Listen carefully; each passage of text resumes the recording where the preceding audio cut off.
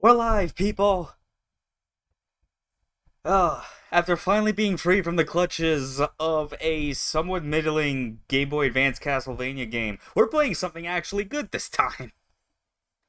Switching gears over to the Genesis, or Mega Drive, wherever you are. Yeah, this is the game. We're playing Contra Hardcore. And not sure what else really needs to be said before even jumping right into the game. You know? Yeah, it's like I definitely think it's up there now. Especially because of how, I never really found, a Contra game before this that I felt was, kind of, worth, I guess, whatever, the sort of, the praise or, acclaim that it usually gets, you know? Because none of the NES games or Alien Wars did it for me. But, yeah, yeah, thanks, Raph. Yeah. It's definitely been a long time since I've even known someone who has gotten such a good, clear idea of what my tastes in games are that they're able to recommend something and I don't bounce off it. So yeah, you deserve it, man. Okay. So I guess one extra thing I can bring up about this is that rather than just playing this on an emulator on my PC, I'm actually doing this through Gen Plus GX, a emulator designed for soft modded GameCubes and Wii's. Because I figured that with just my Wii being modded, I might as well dedicate that to being an easy place to just load up any 8 or 16-bit games and consoles, you know? So yeah, and even then, I've already got a few games here. Don't mind them. Some of these you might recognize, and they might get some play later on. But yeah, let's actually start the real game.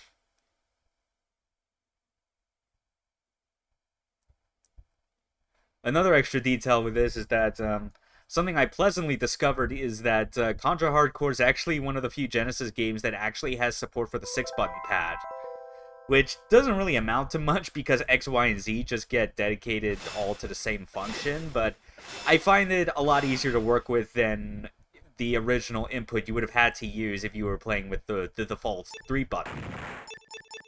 You know? So let me just adjust this. So yeah. A is shot, B is jump, C is select. Or since it's a classic controller, Y is shot, B is jump, A is select. You know, because I'm using a classic controller for the 6-button. And yeah, and then X, L, or R will let me switch between shot 1 and shot 2. And also because I have no shame.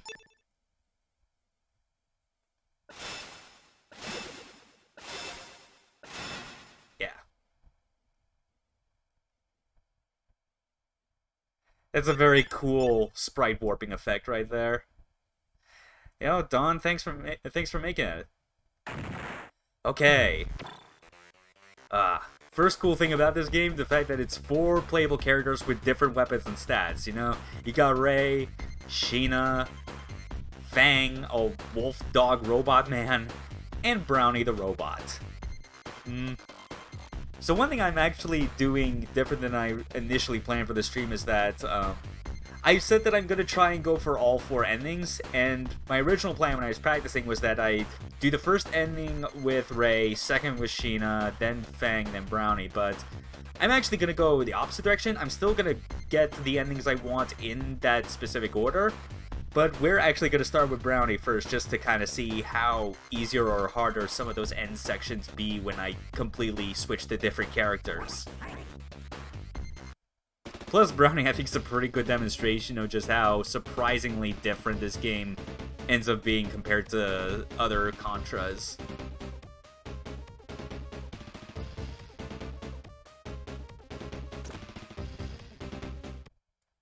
And just to be safe, something I'm going to try not to abuse, I'm just going to make one save state that happens right before the transition into a level.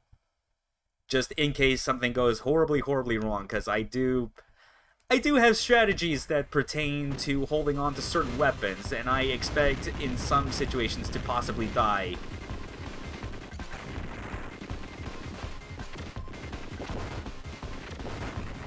Okay, that was good.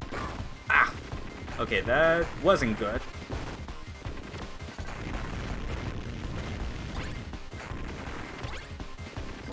Okay, good. And alright. Yeah, there we go. D-weapon for Brownie is a pretty weird one. Useless when there aren't any enemies, but I mean, hey, it's pretty powerful.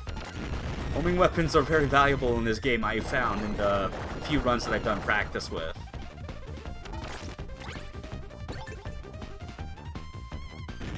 God, this game is so cool. Like, this is a game that I think does a good job of demonstrating something that I think is a good way to tell whether or not the game's going to be great, and that is how much confidence it's able to exude within the start of its very first level. And I think starting the level with your dudes in an APC just ramming through dozens of enemies before jumping into the fray on foot is a pretty strong start.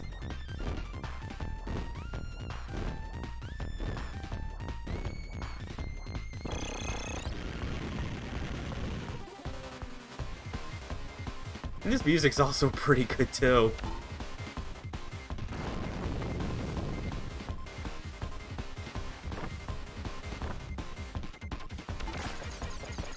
Yeah, just hang back here and then slide through at the right time. Like so. Can I kill him before he chucks a car?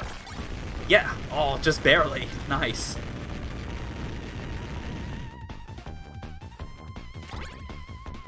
And there we go, we got all 4 weapons now, you know, which is this, and then one where the projectiles, like, go right back to you after shooting a set distance, a yo-yo weapon, which, depending on the type of enemy, can either be very useless or very powerful, and then, of course, the shield weapon.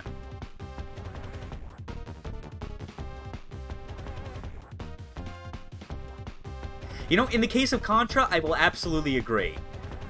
I don't know if I necessarily agree when it comes to Castlevania, because while Bloodlines is pretty cool, it's still no Rondo of Blood. But yeah, it's like, I think I have discovered in the long run that when it comes to like high-octane action games, like it is really best suited on the Genesis compared to what you get with Super Nintendo. Yeah, but it's still 16-bit. Like, I still consider that part of that same generation.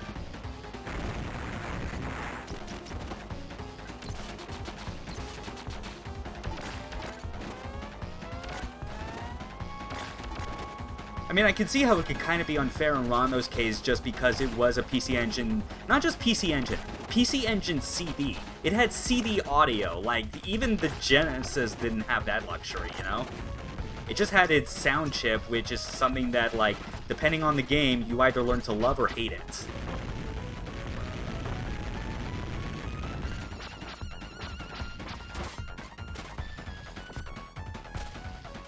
Slide is so good.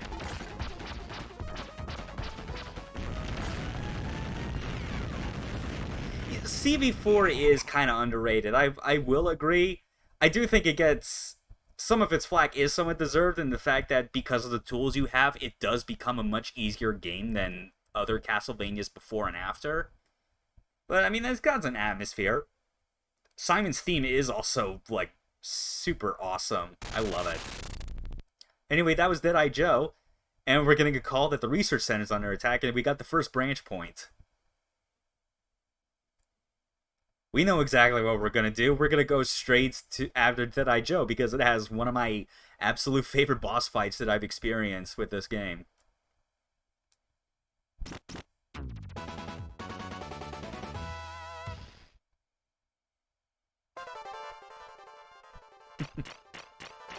Yeah, I mean, I'll agree with you on that.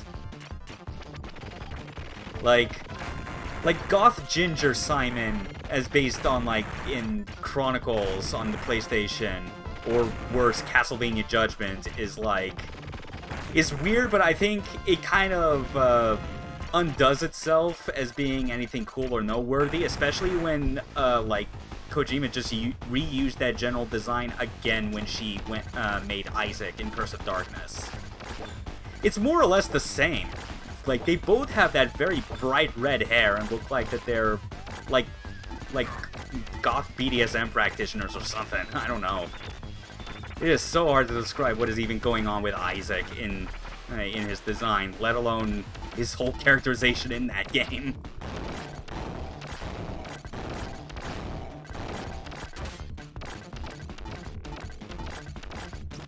Actually, yeah, let's use that.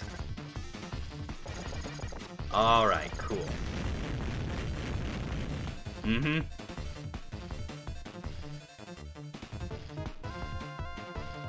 Yeah, I mean, like...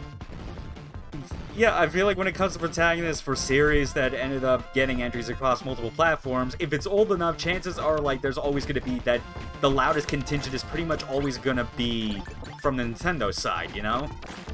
Hence why Simon gets a lot of love. And then also there's the, you know, the nature of, since we're playing this, the Contra games.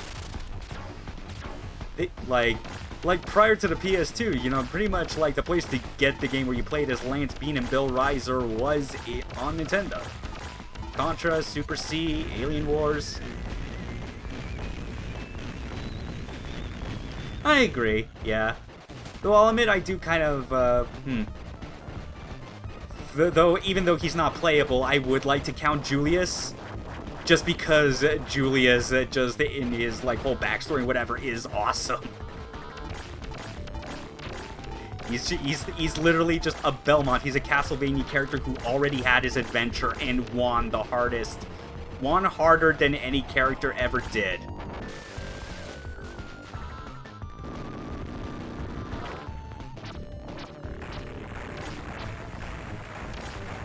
Yeah. I'll admit, like, Wrath, when you were recommending this game to me and you described it as feeling like as if Konami had somehow seen what Treasure did with Gunstar Heroes and felt the need to one-up them, this boss fight was the thing that made me realize that that claim you made was super accurate. This is the kind of, like, pseudo 3D shit that, like, is exactly their wheelhouse that they would have done on the Genesis.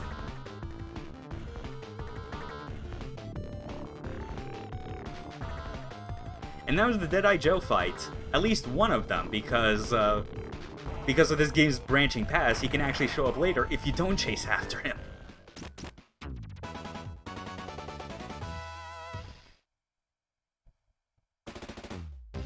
Alright. God, this game is just so cool.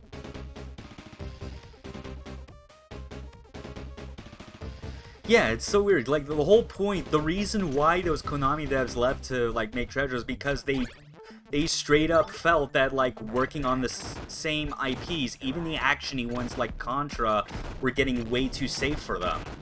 So the fact that, like, a year after Gunstar Heroes came out, this went on the scene and was like, nah, you thought Contra was safe? Like, it's kind of crazy how that works out.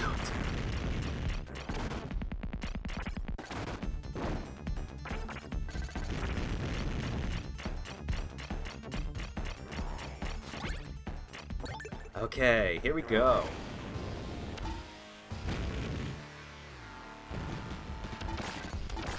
Doing pretty well here, all things considered, even with the talking that I'm doing, but that's just because it's like, there are so many things in this game you realize that really are easily dealt with when you realize that you have an invincible slide dash, and that there's a good number of attacks that you can just simply duck under. Like, that's the thing where, like, for as much as this game is remembered as being infamously hard, that's really only just because of the original US release where they got rid of the hit point system.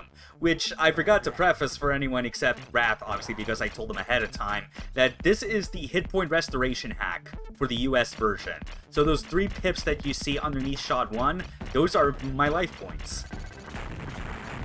You know, and you can tell it's balanced for it, that you know, stuff like that. I would feel way more frustrated by by just the stray shots that occur. Anyway, this is one exception though for my save state rule, because I might as well get this out of the way.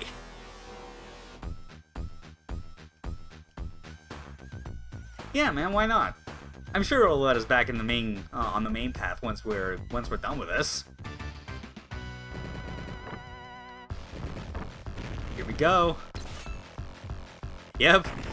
Like, weird, like, a 16-bit synth, like, rave remix of Vampire Killer. That's the best way I can describe it.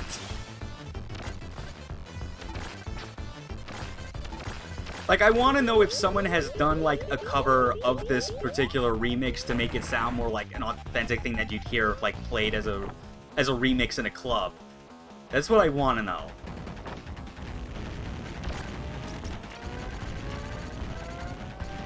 This second boss, admittedly, is pretty easily circumvented when you just hug this upper left corner.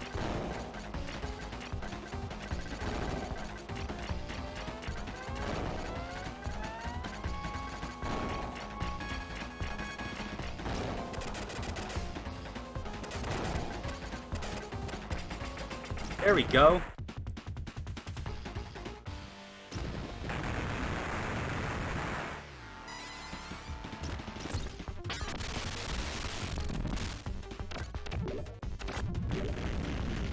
And there we go. Oh no, an interdimensional portal. I wonder where it leads. And... oh my.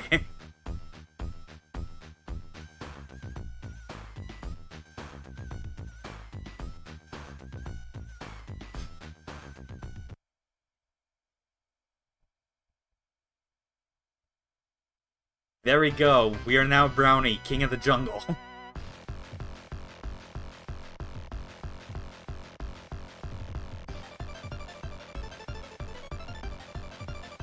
Yeah, this is the joke ending. It's so dumb. I love it. Though now that I'm thinking about it, is this up there with the Silent Hill 2 dog ending?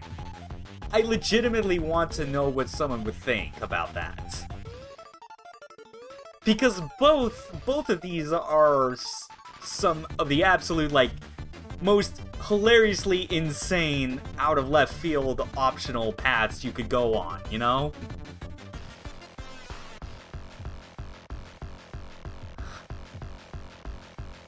It's just so silly. I also love some of these, like, titles for the credits, like Nice Guy and Bike Man.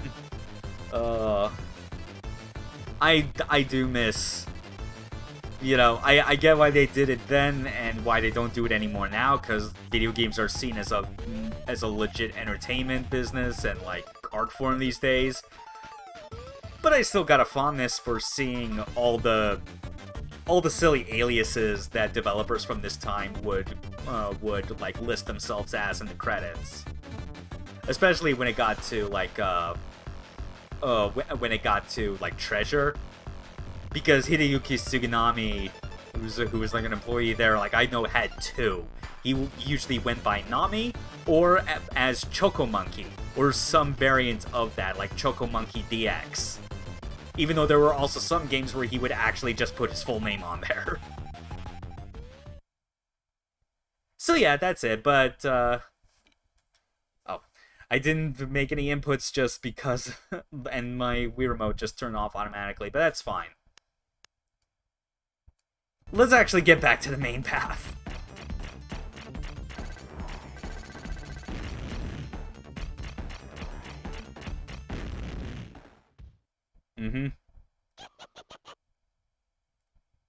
Alright.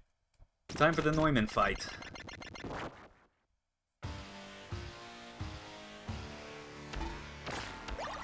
I know that with my practice runs, like, I found that this, certain stages of this fight can be especially annoying when, why did I think to jump there? Oh, phew, okay. But yeah, some stages of this, Neumann fight I've always found to be one of the more difficult to deal with when you don't have, like, a homing weapon like this.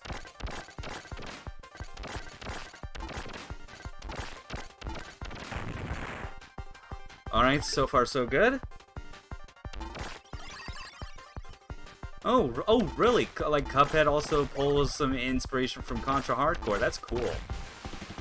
Yeah, that game just picking all the right Genesis references and influences. That's awesome.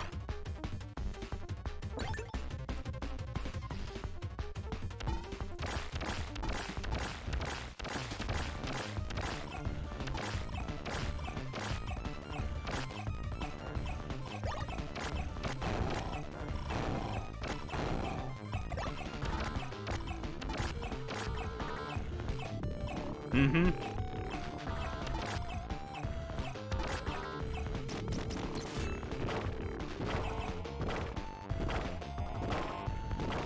You know what? Yeah, I'm also not afraid to use bombs. They're there. I have them. Plus, it's like, I might as well hold on to one. Well, at least I only lost a weapon, because that's the other thing that, like, I think it ends up being a legit strategy with this version of Contra Hardcore, is that when you lose a life, you also lose whatever weapon you had equipped. So, like, I always thought it was a legit strategy that if you were in a situation where you knew that you had a high chance of losing a life, you might as well switch to either a weapon you have no problem with losing, which is usually weapon A, or you switch to the bomb and just, like, and just burn the life automatically, you know? Because if you are highlighting the bomb, you don't lose any weapons. Okay. Ah, Bahamut. Certainly not related to any other Bahamut that probably got used as a character name in a later game. Side-Eye's Hardcore Uprising.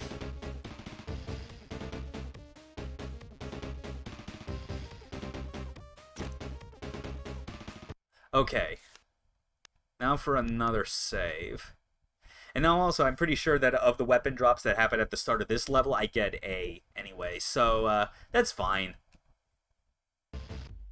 See, it's all part of the strategy. If you know, like, there's a good chance of you losing a weapon because you die, if you lose one that you know you can get back from a weapon pickup, it's all good.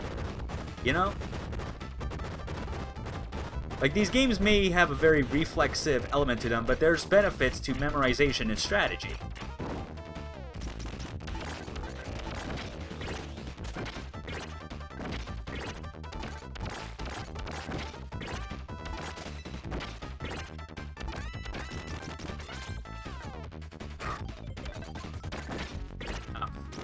Yeah, that didn't quite work out. But it's fine. This stage overall is pretty great. Especially because of the boss right at the end, where it's just like an entire whole level sequence.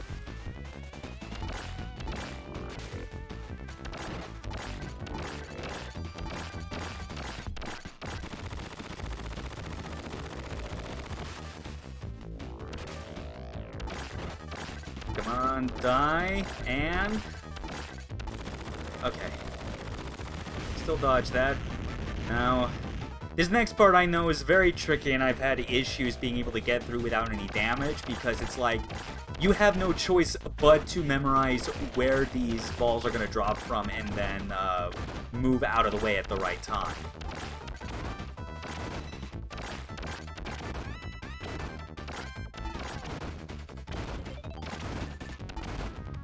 Derpasaur, yeah.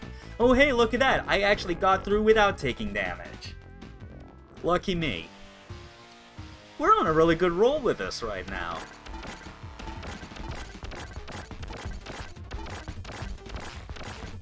You know, it was definitely a benefit for me to actually do some practice runs of this game beforehand, you know? Not gonna be like any of those dime a dozen, not like those dime a dozen YouTubers or Twitch streamers who just decide to, like, play everything blind because they... Well, besides that blunder, it's like... My point is that I actually care about doing a good job and not just thinking that I am hot shit, that I can just play any game without touching it beforehand and just decimate it.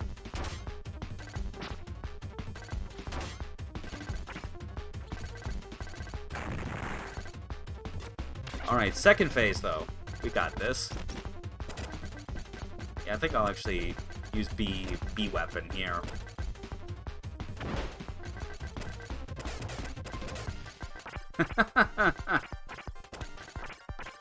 Oh, come on, what do you take me for?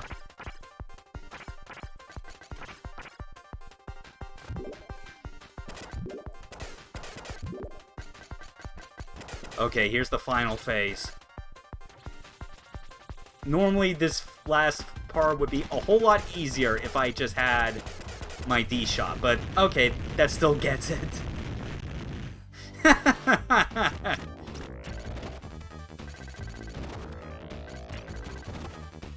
And yeah, it's not gonna drop D shot for me. I'm already at the end of this phase, so let's go ahead and meet the boss. And hopefully I can remember, like, what the safe spot is on this ceiling. Because I was able to find on my first fight with this guy, I was able to, by accident, find a safe spot where I could avoid, like, his, like, laser beams that he shoots in every angle. Is this it? Yes, it is! We're safe! I love that that exists, you know?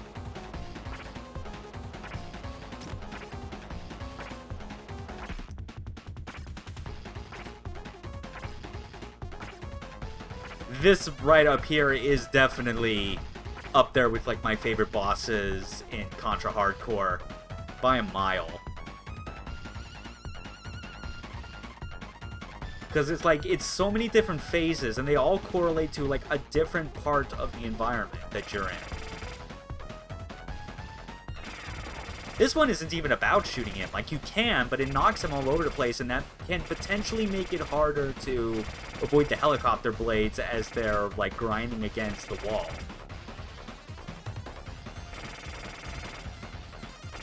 But it's not too bad.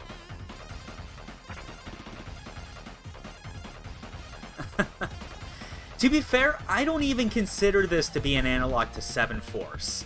That's another boss that you get on, I want to say it's the D route. It's a level where I'm sure you recall, it's the one where you start on a boat that's like careening through the ocean like you're in level 4 of Shinobi 3 or something.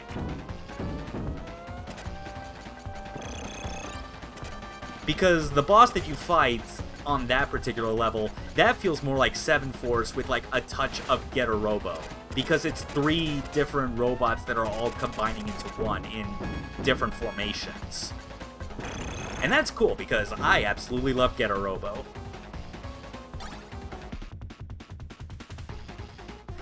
Actually, you know what, part of this I can say kind of feels like 7 Force, but not the one you're thinking of. It's admittedly from, like, a game that Treasure put out after this, and that's Alien Soldier. Like, the running and following after this guy, the sequence of that feels a lot like the 7 Force fight in that game.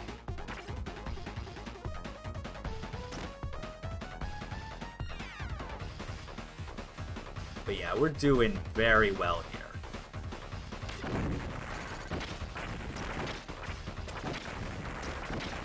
Ooh, okay, yeah, it's actually... I always forget, like, which of Brownie's weapons I think would be good for, like, guaranteeing that I hit these missiles without them getting too close. Now for this, though, I like the yo-yo beam. Mostly.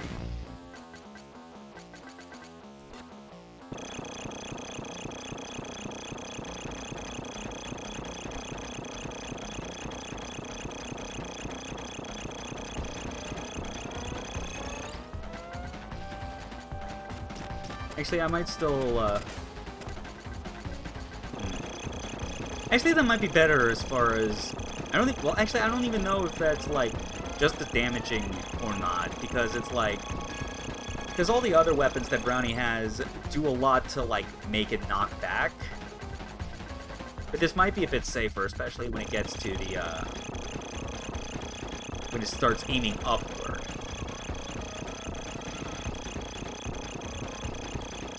And I think this is... Yep. Yeah, it is. Alright. Is this the stream we come to get good?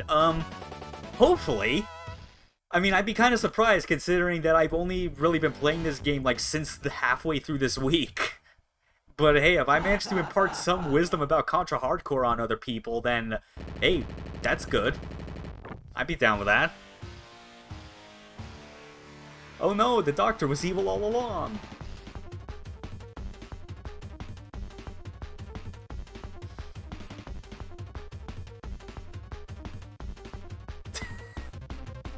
I love it when when like a villain is written so that they clearly know that their own stuff that they're doing is clearly dark and evil, that they just call it their dark experiments.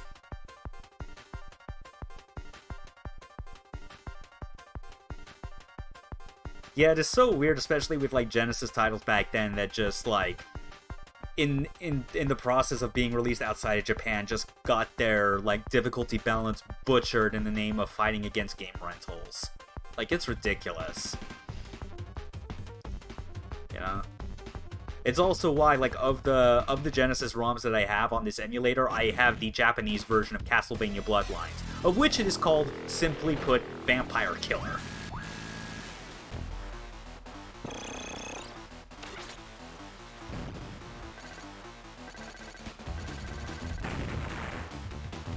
So yeah, this is a pretty fun gimmick fight.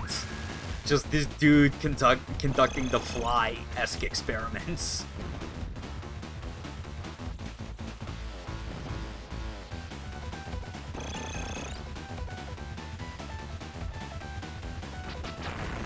There we go. Now we just gotta remember to keep some trigger discipline, I think, after the fourth experiment comes in. Because it doesn't actually harm you or anything. It's actually it actually drops weapon pickups for you, if I recall correctly. If it's not this one, then this is the one after. Oh yeah, it's this one. Oh. Yes, D-shot, thank you. I'll even forgive you for actually causing damage to me when I ran into you. Like, you would not think that, considering that he doesn't even do anything to, like, hurt you. Oh yeah, that's a good example right there of Brownie's special abilities. You know? Like, when did you ever think in your life that you would play a Contra game in which a character has a double jump? Non-Nintendo fans, I'm pretty sure. Oh. Okay, come on. There we go.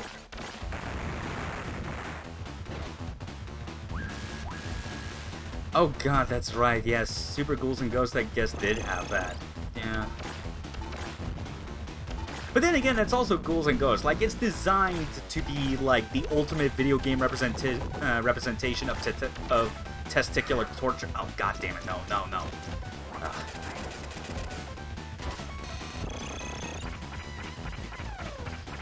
Yeah, we're just gonna hide like this now. Like, we can afford it.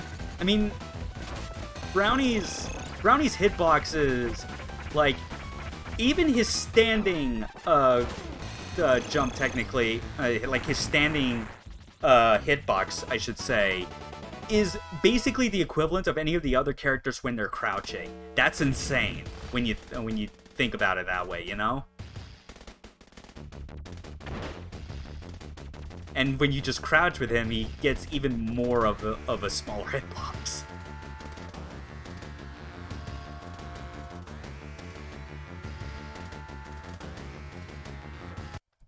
Okay, another save state. Doing so good, even if we're... Okay, good. We'll hold on to some of those bombs, because I believe this is, like, the final, like, regular level to go through. Okay, yeah, A-shot's not really good for this just because of the slow turn radius.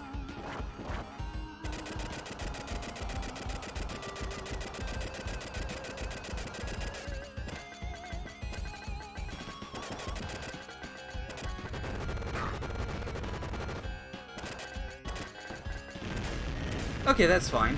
Yeah.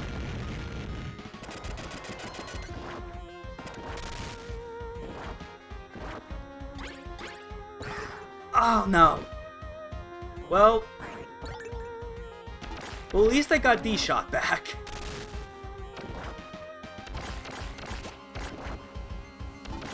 Yeah, like, these dudes are relentless in their speed.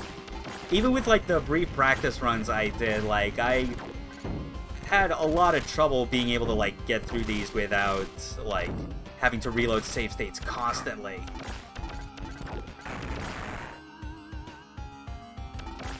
Yeah, this track's pretty good. Like, pretty much all the music in this game is pretty banging. It's a great use of the Genesis sound chip, for sure.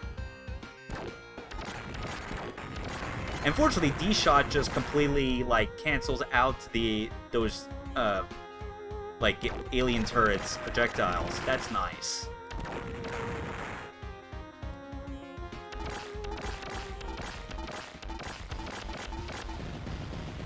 Alright, what do we got here? Oh yeah, this one. This is actually a pretty cool fight just because I appreciate the detail in that you can actually jump onto its back and it doesn't hurt you. Like, you can use it as an extra platform. Of course, now it's going to be a bit trickier because now two of these spawn on the, so that one's on the ceiling. So can I kill him before he is in that phase for too long? Okay, here we go.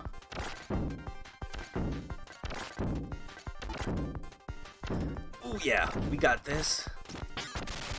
Oh.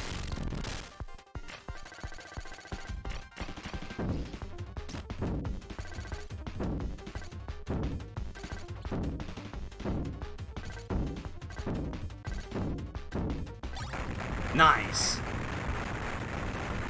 When the yo-yo beam, like, works in your favor, it is a godsend. Oh god, now, oh man, I remember this part now. This part can be pretty painful. This slow auto-scroller up. Especially because of, like, this head that I can't tell if you can actually destroy it or not. I mean, I'd like to think you can. Ah, crap.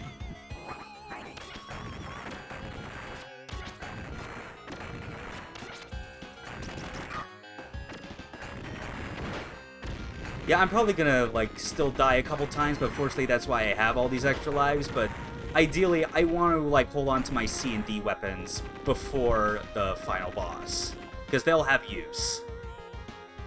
At least this section was a bit short, you know? It didn't go on for too long. Yeah. Oh yeah, here we go, the Alien Queen.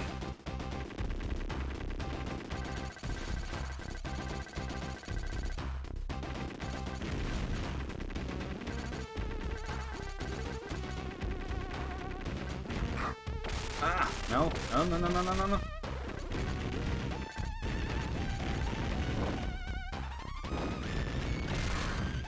Ah. You know what?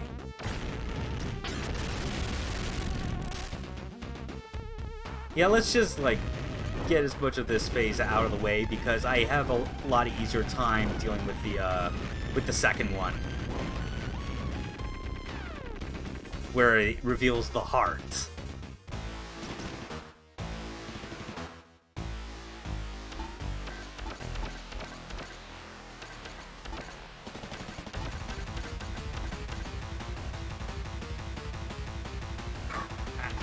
That is so hard to, like, get to time your jumps at that point.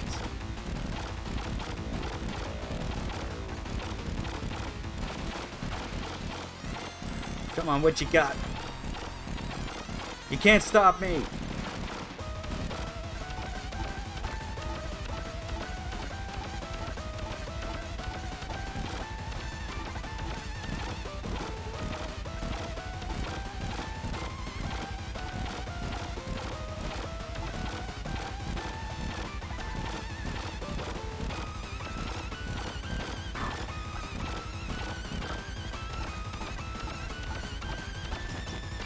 You know what?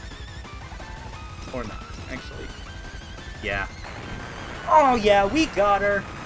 Woo!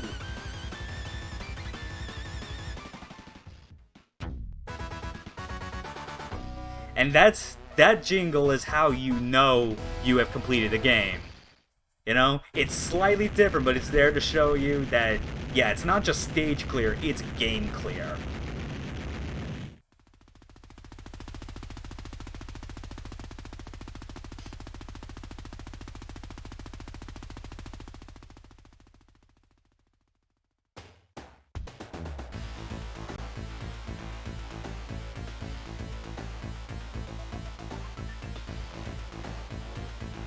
Yeah, as in... Oh yeah, I was about to say as in like Fatal Fury / King of Fighters, because yeah, like yeah, it wasn't long ago now that like I played through RE4, and that's still in my mind what I think of when I hear the name Krauser. But then I remember, oh right, there's also Wolfgang Krauser. Yeah, he does kind of look like him, definitely. Oh my god.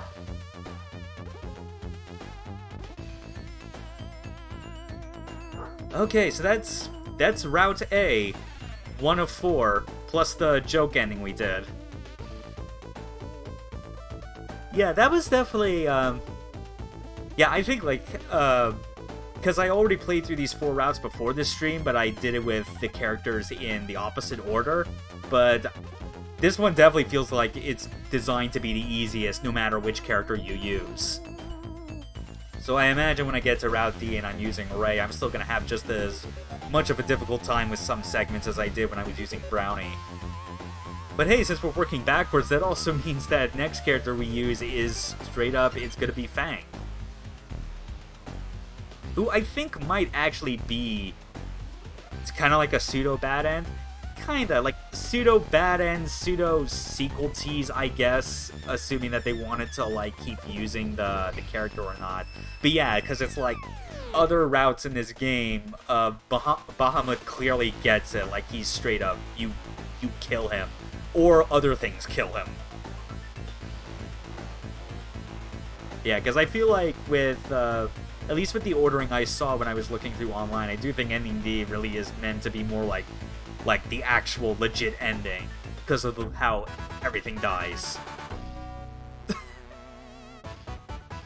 Oh, this image is so silly just because of how tiny Brownie is. Like, it's clearly made for all the other characters because they're of a regular human height, but no, you just got this tiny round robot boy. Oh, yeah. That's awesome. Now let's do that again.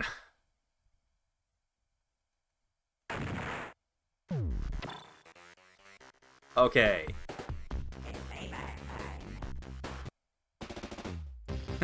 Brownie for Smash. Oh, man. I'd want either Brownie or Fang, you know? Either of those are like the true... To me, those are the true heroes with Contra Hardcore. You know, because Ray is like... Ray, for all intents and purposes, he's just discount Bill Riser. And then Sheena is just like an Amazonian with guns. But it's like, it's really hard to beat the idea of like a man-dog hybrid who's also a cyborg.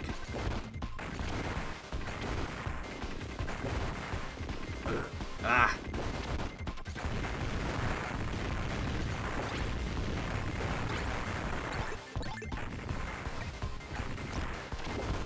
There we go.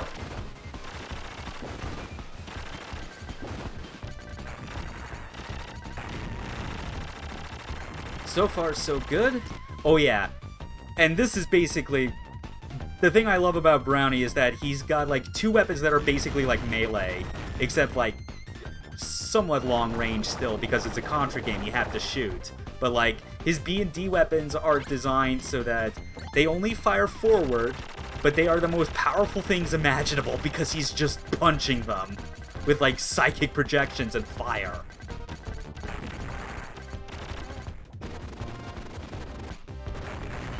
There we go, sliding through that. Yeah, and like, I can definitely say that in Fang's case, his D weapon, I think, is best described as the designated boss annihilator. Just watch how many full charges of this I unleash on this giant. It's so great.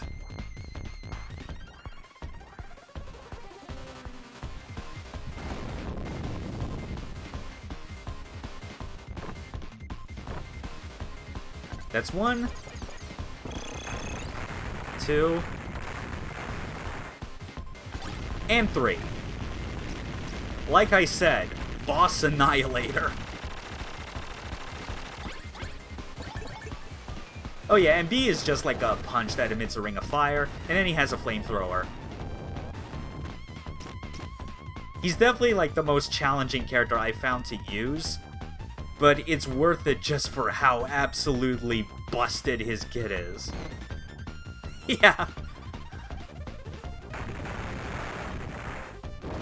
God, this game is so cool. This game has no right being as cool as it is, but it manages.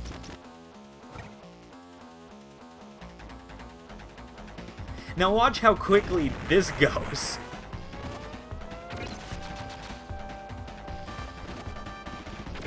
Ah, missed that.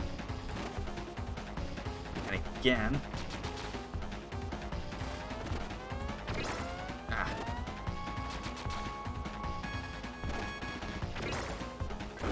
Ah. Still getting my timings wrong. Okay.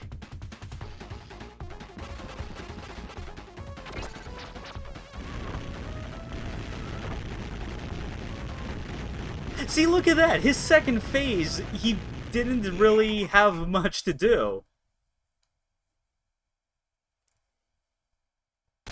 And you know what's even better? We're gonna go chasing after Dead-Eye Joe again.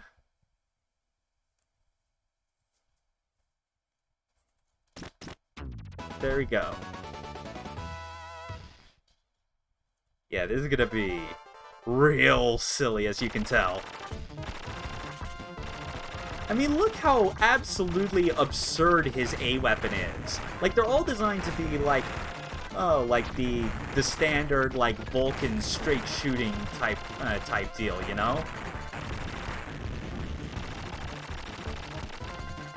But it's like, I guess to borrow Warhammer terms, everyone except Fang has full auto weapons.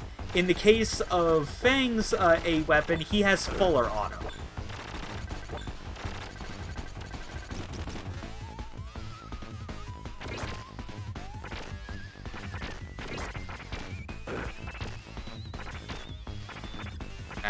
Oh no. Still very hard to use, all things considered. But that kind of sucks because I don't think any of the weapon drops in this map are for weapon D. So that means I'm gonna have to rely on B as a backup.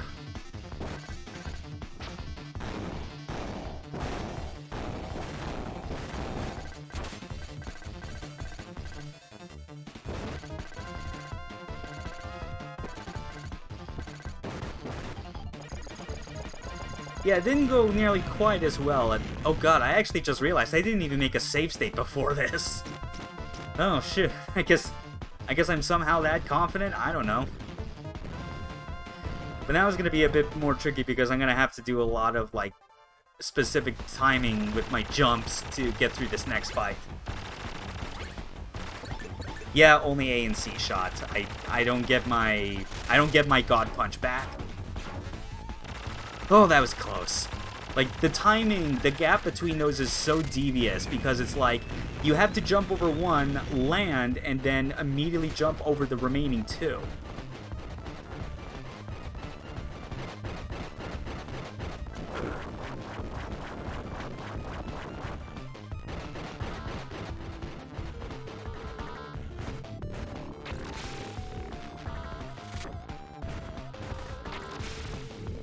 Oh man, I'm really hoping I manage to that the game manages to give me like a D weapon drop before Neumann, because that's really going to be helpful if I can get it.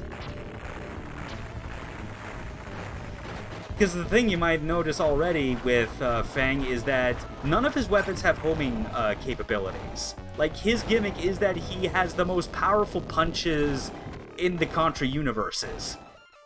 Or universe, rather. It's not multiple.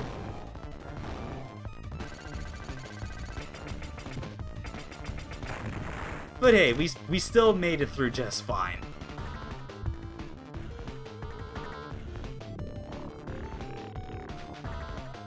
Yeah, we know. You already got the alien cell.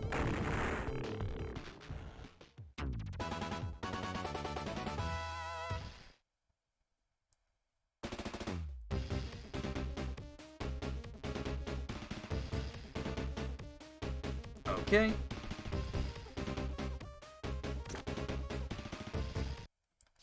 Alright, now let's make a save.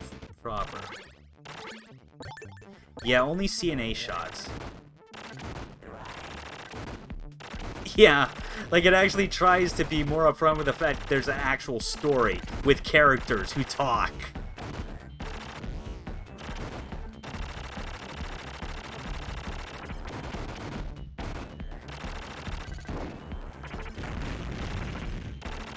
Yeah, and I don't think there's, like, another, like, a D-weapon drop throughout this entire level. So yeah, I'm actually gonna be...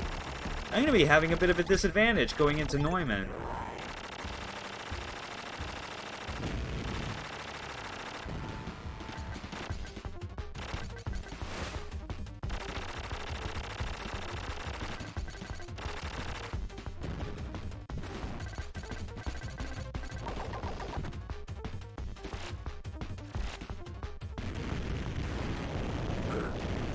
Come on.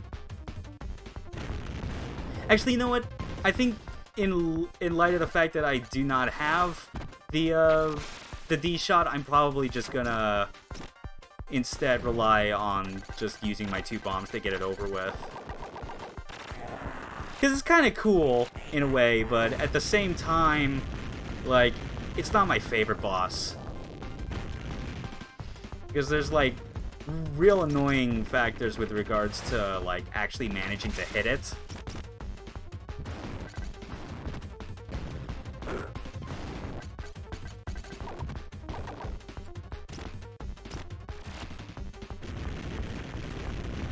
Yeah. Absolutely the hardest of the 4 characters to play.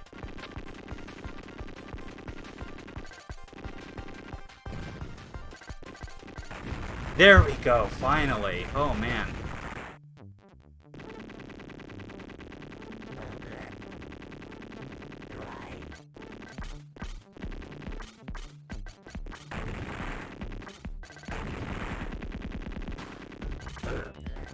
Ugh.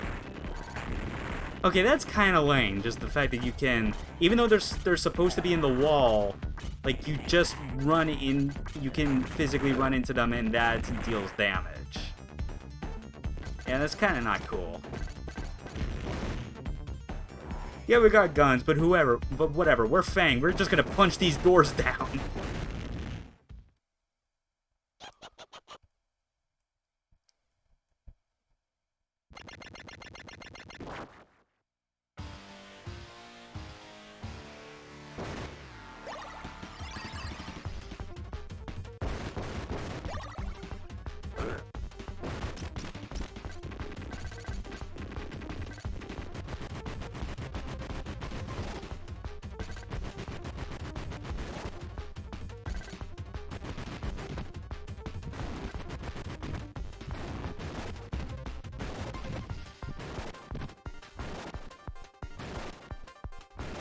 Oh my god.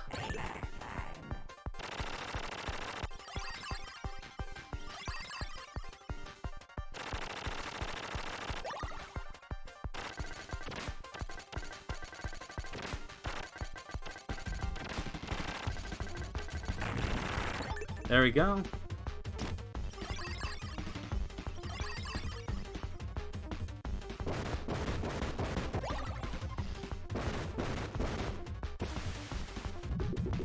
Come on. Yes, got it. Okay.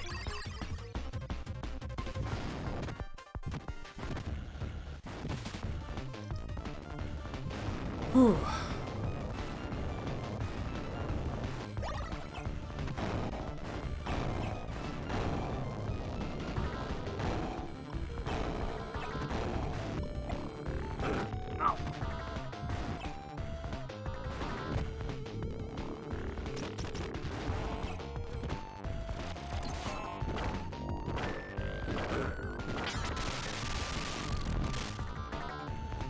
Yeah, I'm kind of tired of this, actually. I'm just gonna...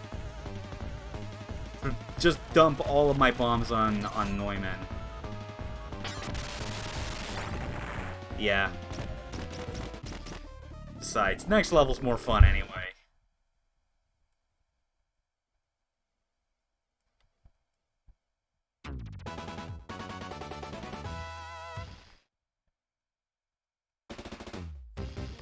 Okay, I'm getting the same scoop on who Bahamut is and all that, yada yada.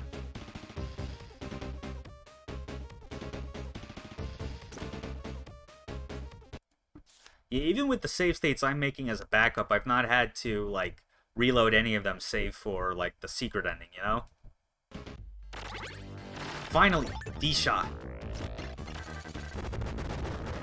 Good. Oh, yeah. I'm glad it drops it for you at the beginning. Although kind of annoying in some cases when you pick it up because it automatically switches your weapon. And that's kind of annoying if you're grabbing it in the middle of like a big battle like that and you kind of don't want to be stuck.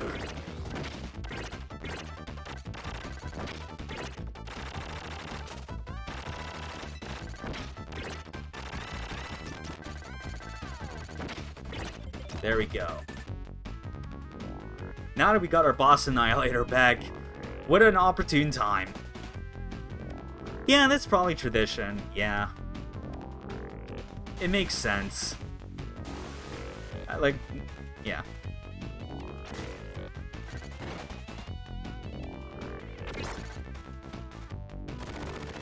Ooh, just barely.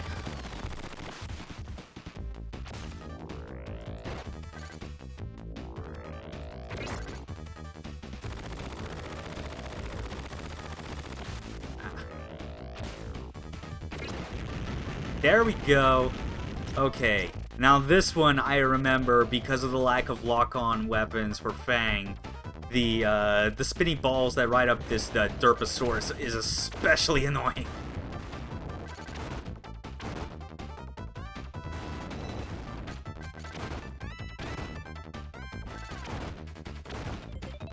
Oh yeah.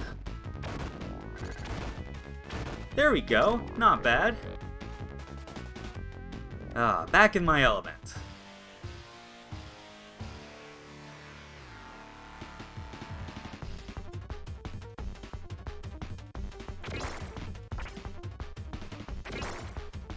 Ah. If he would actually stay still so I can hit him.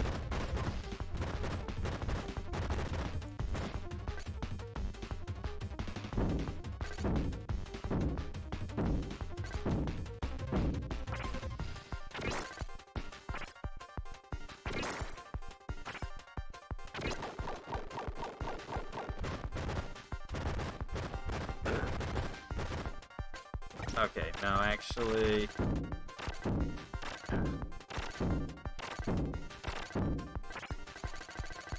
Because I feel like I might still end up losing a life on this. Or not, I'm not sure. At least I recall with the second phase that it's a lot easier to avoid some of the attacks it throws at you. Still, I'm probably gonna die during the end level boss, if I'm being honest. Losing lives is, like, inevitable in a Contra game.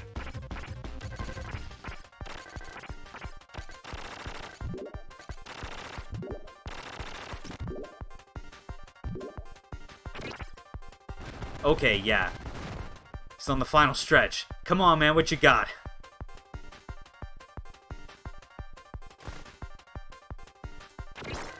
Yeah!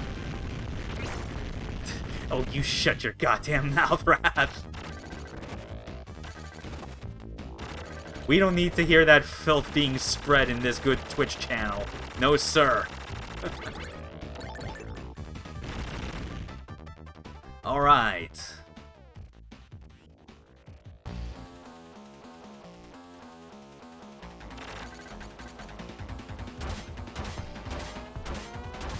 Good old classic.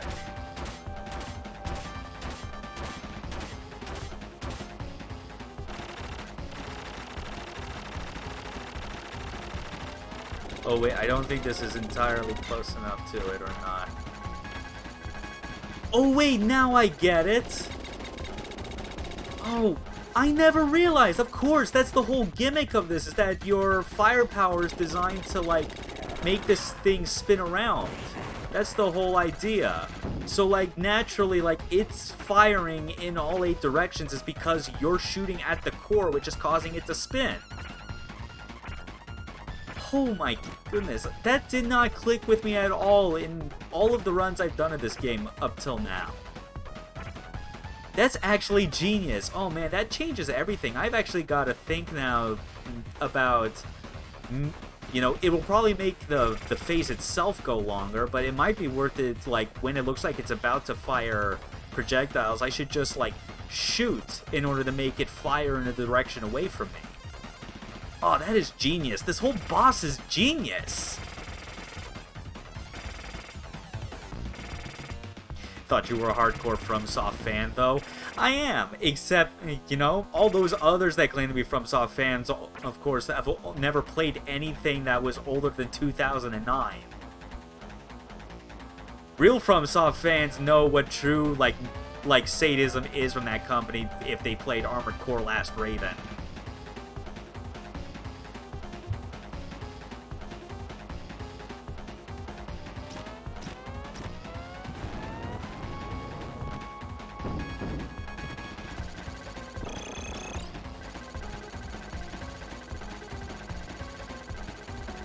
Wow, my hitbox is very generous.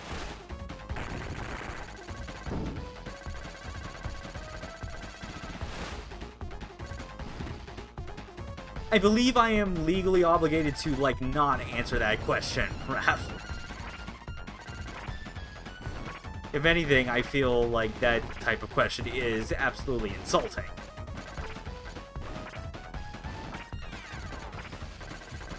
Okay, yeah, that's right. Okay, yeah, because here's the thing, another thing with this boss is that if you don't go after Deadeye Joe in the beginning, at the beginning branch, he's actually piloting this thing, and it changes some of his attacks. Like, when the thing's crawling on the ground, he actually will fire missiles back at you. That's why I was instinctively shooting in its direction, because I kept thinking that it was somehow always a part of that phase, but no, it's only on this specific branch that it decides to do that.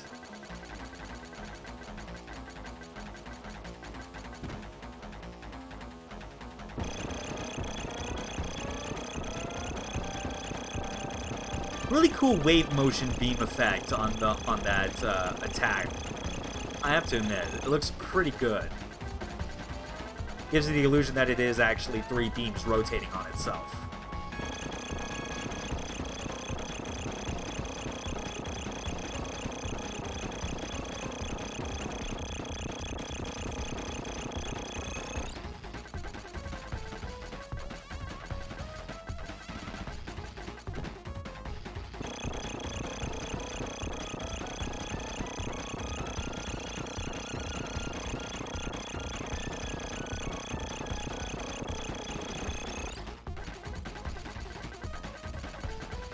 Yeah, because it's like the force of my bullets is causing it to, like, just bounce back and all that. Newton's laws in motion. Or action, I guess.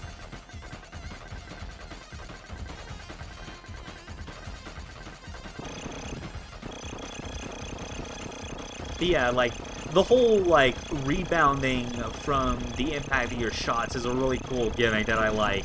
It's what makes me like this boss a whole lot, because they find ways to have it manifest in different ways depending on the phase of the fight. It's awesome. It is yet another thing that serves to remind you of how very treasure-influenced this game feels.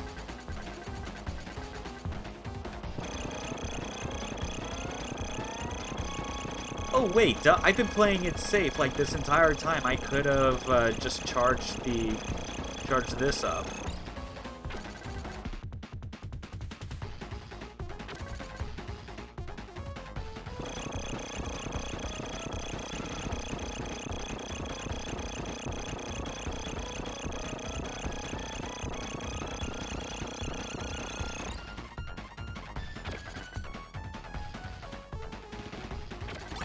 There we go!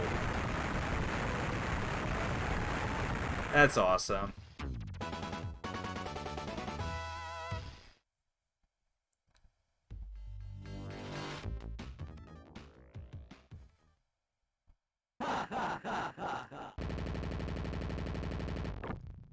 Okay, same old cutscene. Again, Doctor's really evil. Who cares? Something something dark experiments.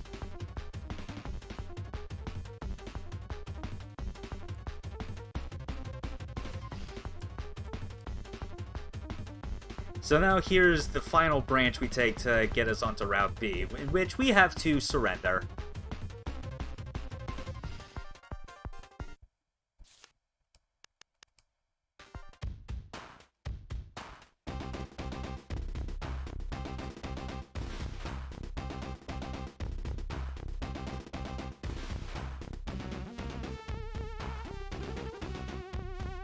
How treacherous.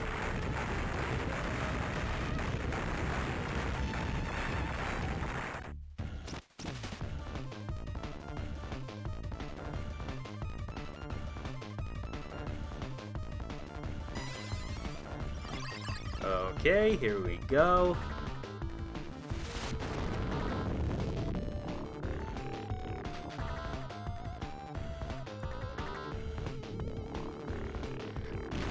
Oh yeah, that's right. This is the fight with, like, the advancing wall of enemies. And I don't have my A shot, which has the additional spread. Otherwise, I'd be able to, like, run even closer to the edge of the screen.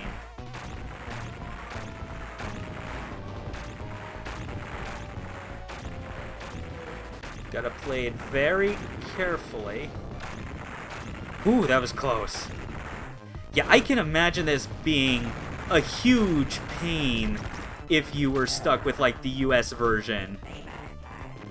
Because the one-hit kill, like, in this would be maddening.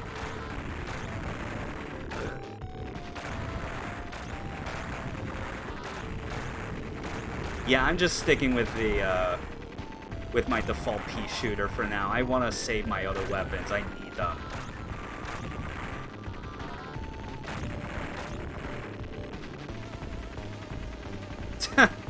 You have my sympathies, Wrath.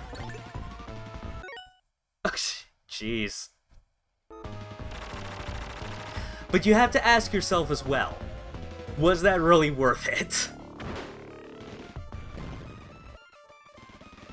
Yeah, I can imagine this level would absolutely be the epitome of hell.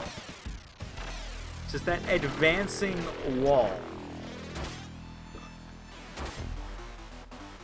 You know what? Because this is the close to the final level, I might as well.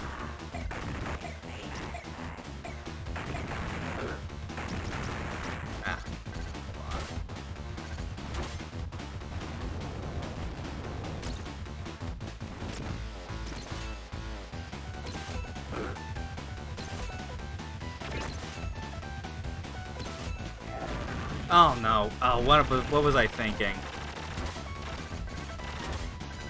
Yeah, this boss is, like, way harder to deal with if you're playing as Fang. Like, seriously.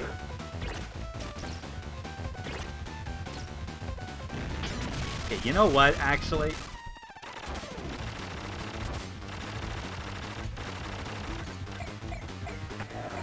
Ah! Oh, wow. Fire Punch works so good for that, actually.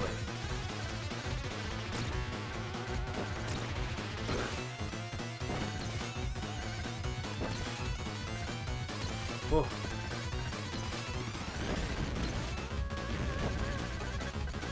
Come on.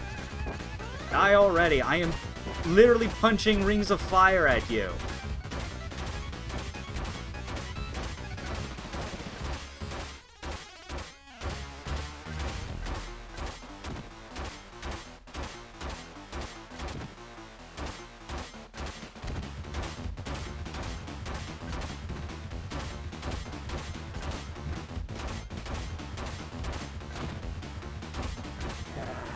Oh no. You know, I appreciate Fang, but honestly, I am looking forward to getting back to playing as Sheena and Ray, just because they are more sensible in terms of, like, the weapons they have available to them.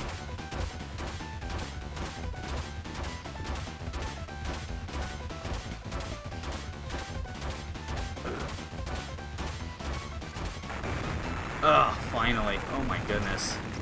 Yeah, I'm already down to 2 lives.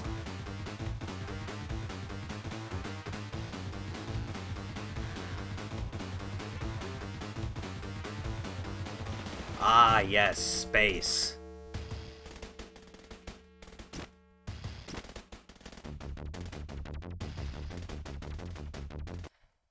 You know, just in case. Because we are so close. Oh, I love this plan of his. Big Magnum. Look at that thing.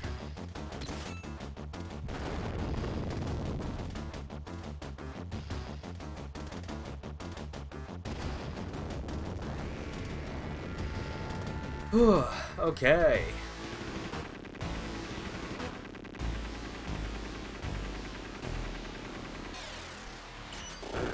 Ow.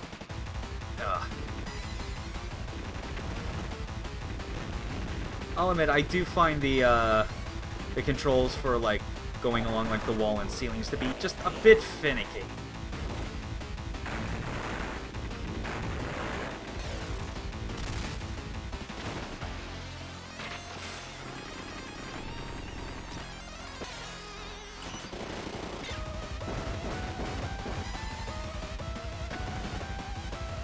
Whew, okay.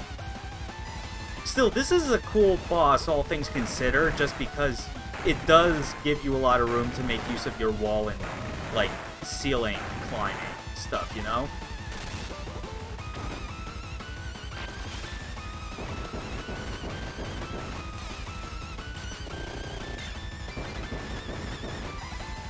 Though, if I do recall as well, this fight is one where you can actually get some health pickups after certain phases. Not health pickups, weapons at certain phases. The question is, though, will I be able to survive long enough until then?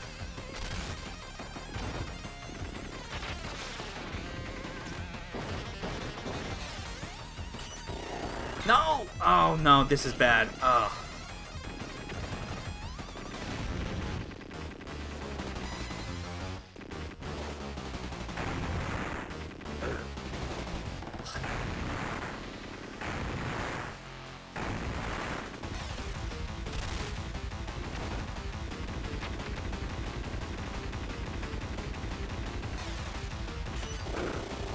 Oh, I lost track.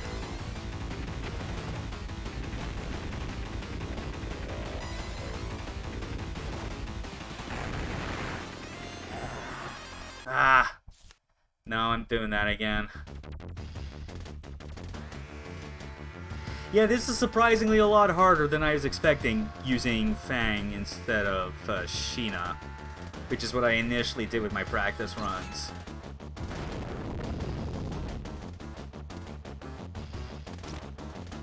Yeah, just gonna need some serious time for this one.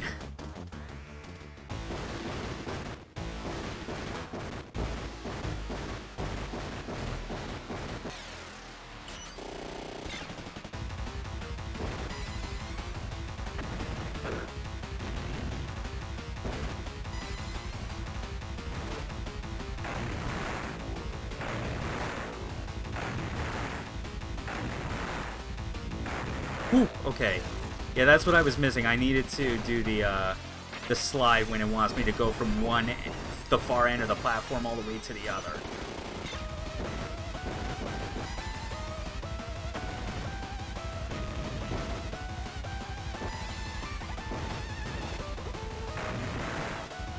Yeah, like that.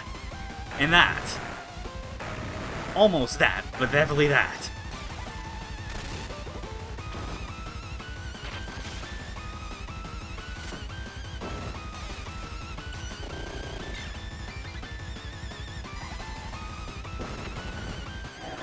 Oh no, why? Ah! This is gonna take even longer, again.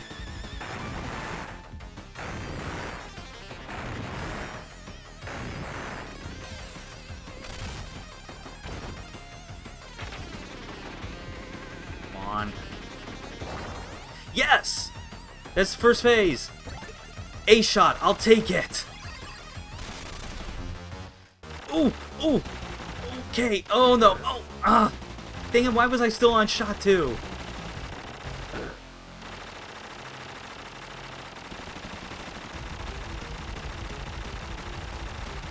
No, I'm getting stuck on the walls.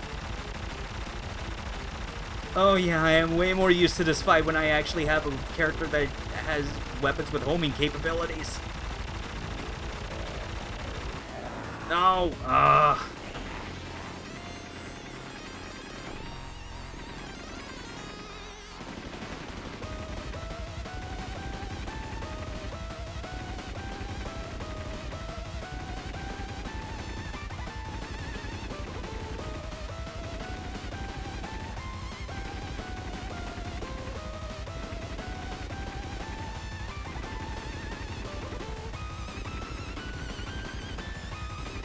Just keep this loop going, yeah! Okay, B shot. You know, screw it, I'm being extra safe here.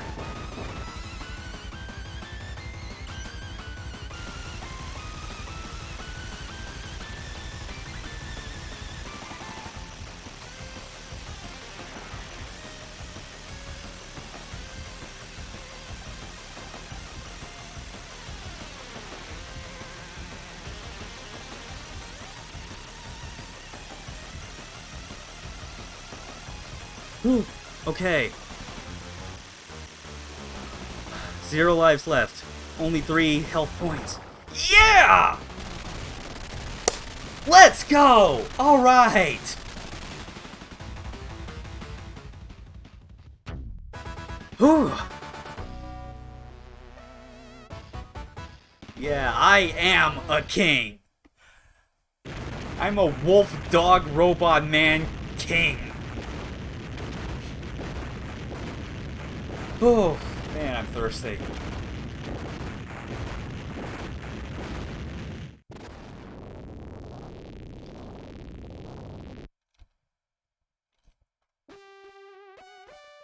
Hey, in my defense, like, when I made that last save state, I didn't have to, like, reload it at that point.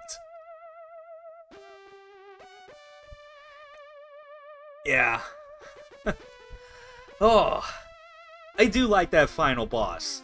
It's definitely one where, like, I think of all the final ones you fight, I definitely like it better than the Alien Queen at the end of Route A. You know? Just because of, like, how the wall and ceiling plays into the fight. Plus, it's a nice bit of mercy that in between each phase they give you a different weapon drop. So that it's like nudging you on just enough to keep in the fight. Mm-hmm. Definitely. As for the best of the final fights, I think I'll still give it to Route D only because, like, it's, feels more like a sequence, if anything. But it's, like, appropriately bombastic and representative of, like, what this game has been up to this point. I absolutely love it.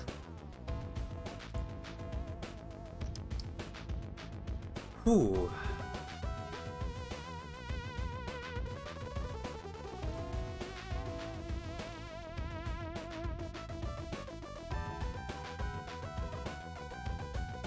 Also, I gotta say, I do appreciate, unrelated, kind of related to the game itself, but more the stream itself. I do appreciate how like the credit scroll ends up looking because of the scan lines. Like, it's a weird, interesting, like, effect to it, but yeah, honestly, thinking on it, I am glad that I decided to, like, on this stream, do something like with this game and like showing it through like the CRT filter, just because it's like up until this point. Oh yeah, look at that shot of Fang.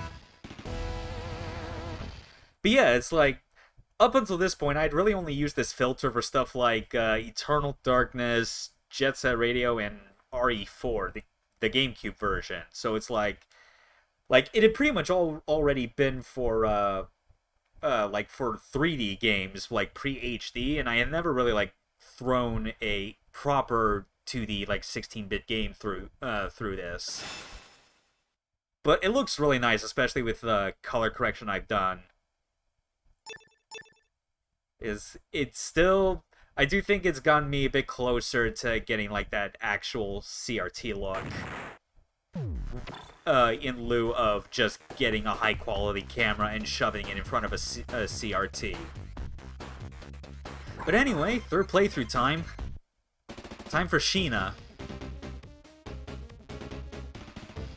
What a fantastically diverse cast of characters in the context of Contra games.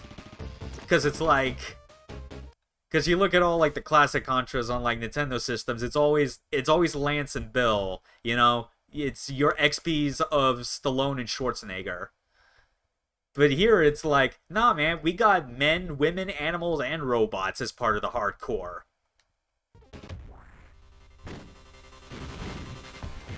We're a mercenary force of diversity and equity.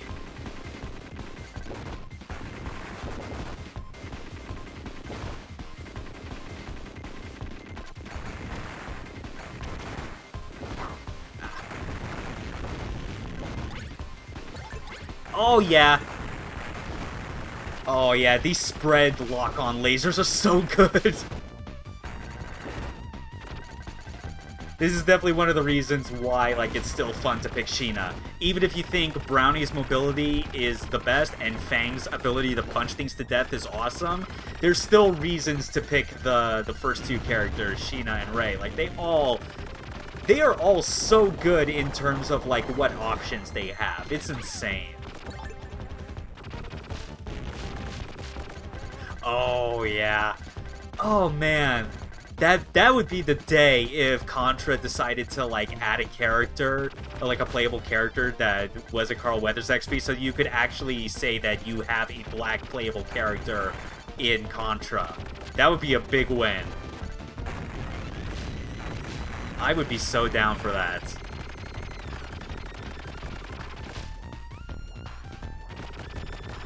Rocky and Apollo. Oh yeah.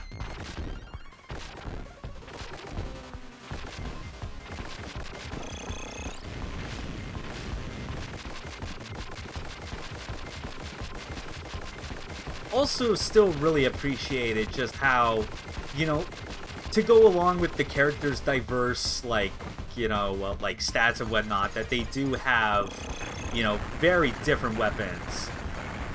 It's definitely the part that reminds me of, like, why I like Treasure so much, because they're really good in a lot of their games of providing you, like, really cool experimental attack options.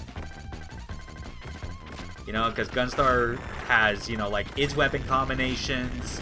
Radiant Silvergun has a ship loaded with 7 different weapons, and you don't need to grab power-ups to use them. Obviously, Alien Soldier has it, with, like, different ammo counts and whatnot. Oh yeah, this is cool. Like, a good weapon that demonstrates the Shot 2 capability, because it's a grenade launcher with an arc. Yeah, it's cool. All kinds of cool weapons. Though I don't know if, like, even the best ones, I think they come close to some of the best weapon combos you could get in something like Gunstar Heroes. Because the weapon combos in that were crazy. Like, you had, like, the homing laser combo, which basically was you hold down a button and you can focus entirely on mobility because it just, like, aims at every single one. Though I guess, like, Sheena's spread laser kind of fulfills that role. But then again, Gunstar also has the flame homing attack, where it creates a fireball that you can manually control with the D-pad. Like, that to me is still, like, the best novelty that game offers in terms of its weapon variety. Because it's, like, the ultimate, like, way to demonstrate why fixed shot mode is valuable in that game. And even then, it's like, as you can see here, I definitely do appreciate a game that allows me to, like, focus on just dodging and weaving around enemy attacks while using a weapon that does not require a lot of fine aim. Yeah, laser homing is legit. Although also another great weapon combo in Gunstar that I also like is laser plus flame, because it just creates a lightsaber that is short range, but it's very powerful in, like, disrupting enemy laser attacks. Like, that's cool. Okay, so we fought Deadeye Joe both times. However, the next two endings require us to head to the research center, which is what we're gonna do.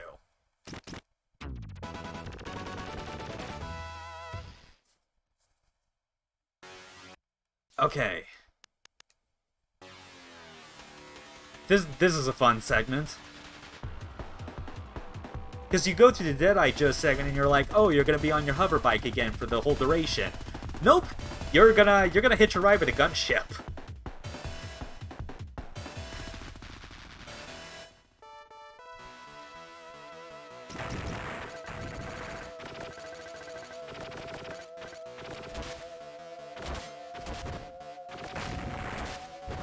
This part's definitely easy.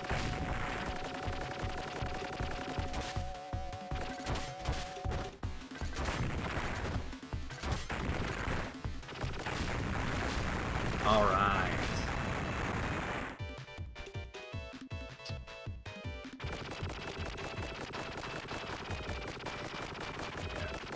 My hope now with like these last two playthroughs is that since we got Fang out of the way for Route B, I'm really hoping that like some of the problem spots I had when I was practicing endings C and D will hopefully be somewhat less of an issue when I'm using Sheena and Ray.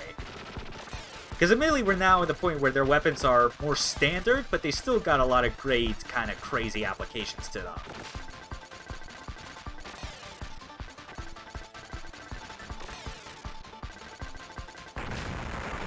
Finally, took you long enough. Okay, come on. Ooh, okay, that was good, yeah, because that spread projectile comes out so fast the moment that it enters the fray that it's like, it's usually hard for me to know for sure if I'll even be able to dodge it. It's like almost cheap. You kind of have to be ready to react at a moment's notice. Okay, here we go.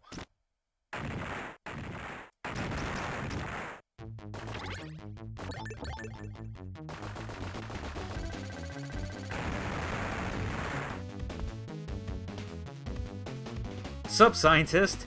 Clearly you are not conspiring with the soldiers that are pretending to hold you hostage. I mean, what? Oh no, they're going after the alien cell. Oh yeah, and this one, the end boss, I will say, of all of them, of all the bosses I recall seeing like with this game, I think this one might be the most hilarious in terms of like how you deal with it, because it has such like a painfully obvious like safe spot, to the point where you honestly, it makes you wonder if it was like an oversight on the developer's part. But I'm gonna use it anyway because it's part of the game, and this is Contra.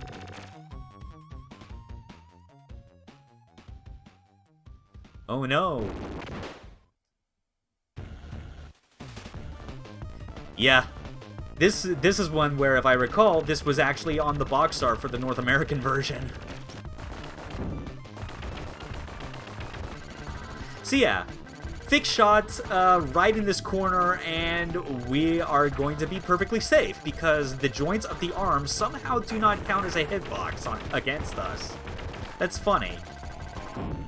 And the hands just barely reach. They just don't.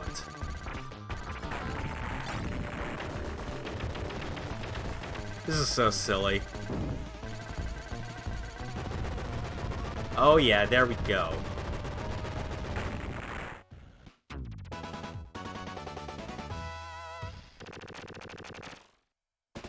Alright. Back to another familiar level. It is, yeah. Yeah, between this and like the Genesis, like the treasure games, I definitely am missing the era in which there were like sprite artists where their idea of creating huge sprites were to just create a bunch of smaller sprites and then link them to like a skeleton. Because sometimes it would look pretty doofy, but other times, like, if you knew how to like, animate them properly, it would give off a pretty convincing pseudo 3D effect to it, you know?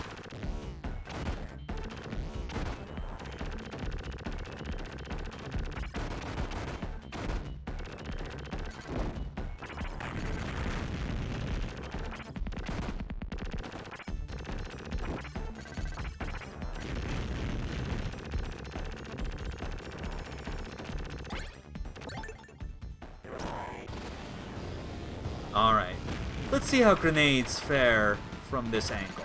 Oh yeah, it connects. It's hitting them.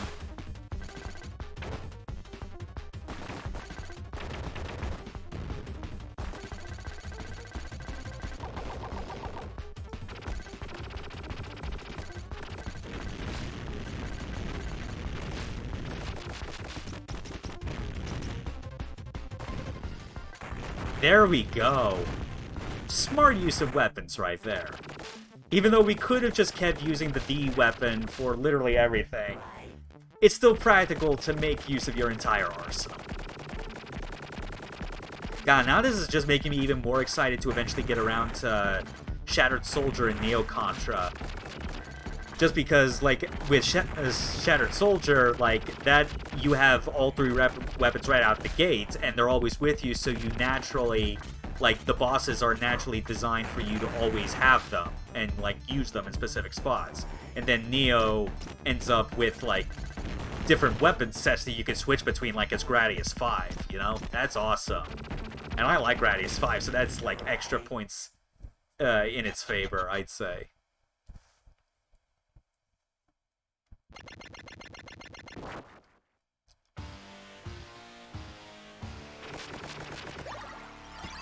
Alright. Third time through the virtual zone.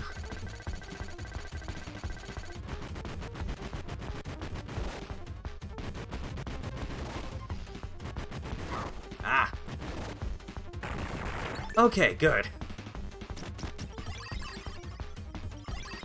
Yeah, I'll stick with A-shot for now, just in case I somehow lose a life here.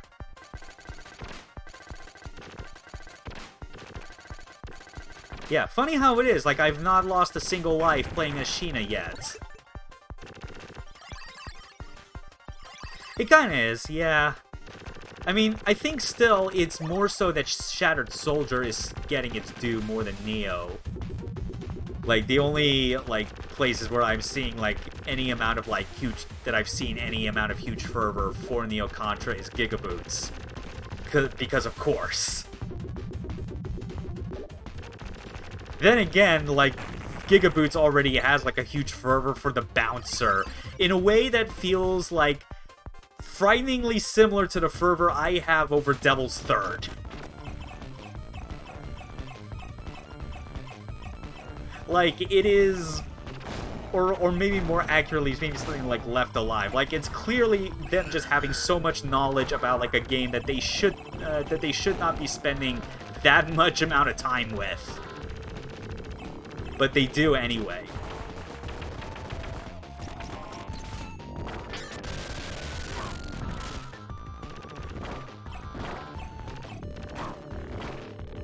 Okay. I think I might actually... Oh yeah, I'm starting to lose lives now.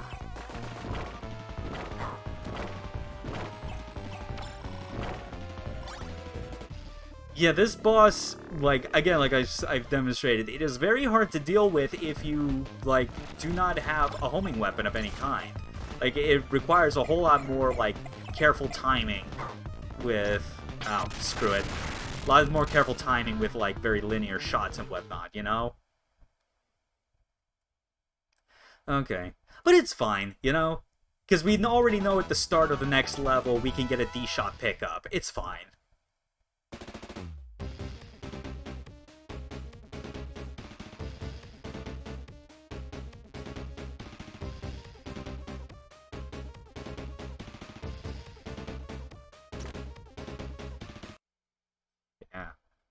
But still, I think we can at least all agree that what this game is proving, and also the recognition that those PS2 games are getting, is that the Contra games that are either underrated or ignored are clearly the best of the series, and the ones that get the most recognition clearly do not deserve it. So yeah, sorry NES fans. Or SNES fans, really any Nintendo fans, just because of the fact that those are the games that have the numbered Contra games, as it were.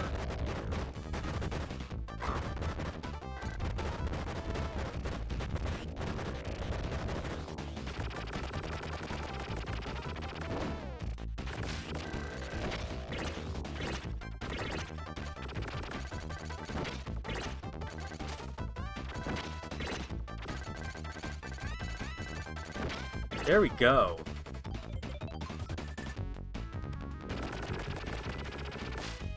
Yeah. I still kind of do need to get through Alien Wars at some point, or at least, like... Or actually, not play it, but I do feel like I need to actually sit down and watch, like, a full playthrough again. Because I at least still remember, like, the vague bits and pieces of it. You know? You know, between stuff like the opening level, the top-down stages and all that. Plus, I at least have some amount of respect for Alien Wars, if only because Hideyuki Suginami, who went on to be one of the founders of Treasure, was one of the main programmers on that game. So I at least have to respect it for that.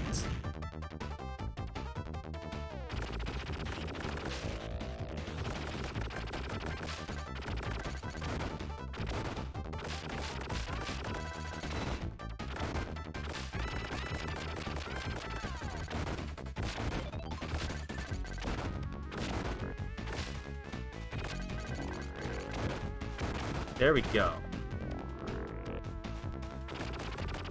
Clearly gotten the better hang of that one section with the on the dinosaur's neck. I now have a good memory now of like where those pill bugs spawn and how to avoid them and kill them in advance.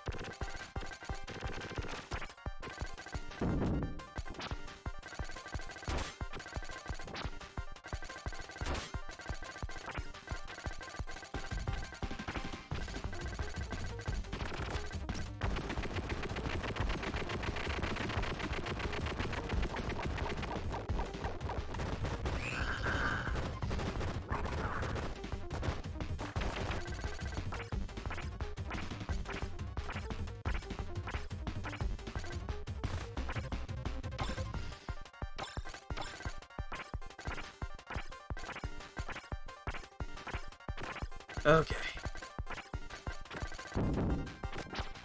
We still got this. Oh yeah, there we go. Ready for the second phase.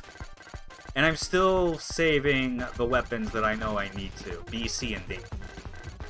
That's all good.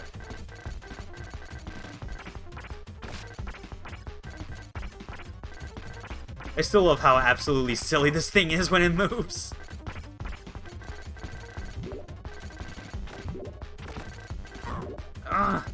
Oh, crap.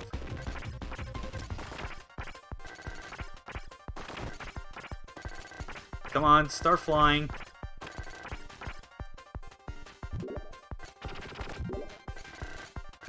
No! Oh, spoke too soon. I wasted. That D shot's gone now. It's alright. Grenades will save me. Yeah.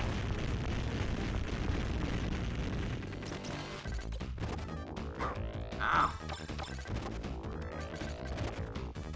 Yeah, I'm just getting hit all over the place right now. Okay.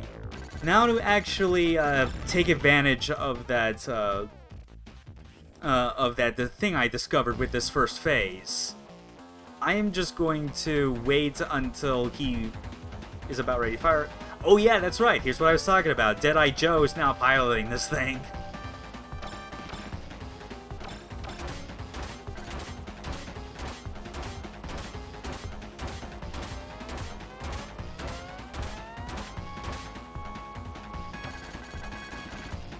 Okay, where's it gonna land? Oh wait, no. Or maybe I'll just keep... Yeah, never mind. Okay. I guess, like, after you, like, impart enough velocity on enough times, it'll just, like, rotate backwards for the same amount of time. Okay, whatever.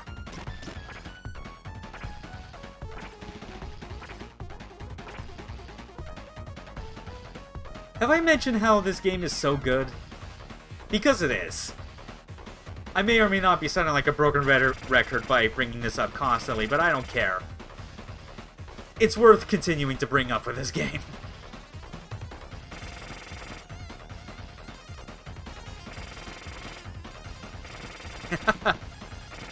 Thank you, Wrath.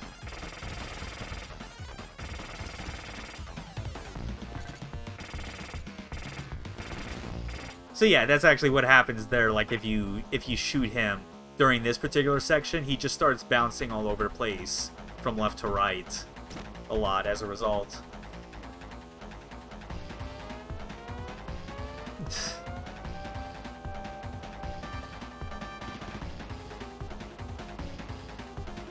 I mean, I probably would have known if Treasure had actually developed it, is the thing.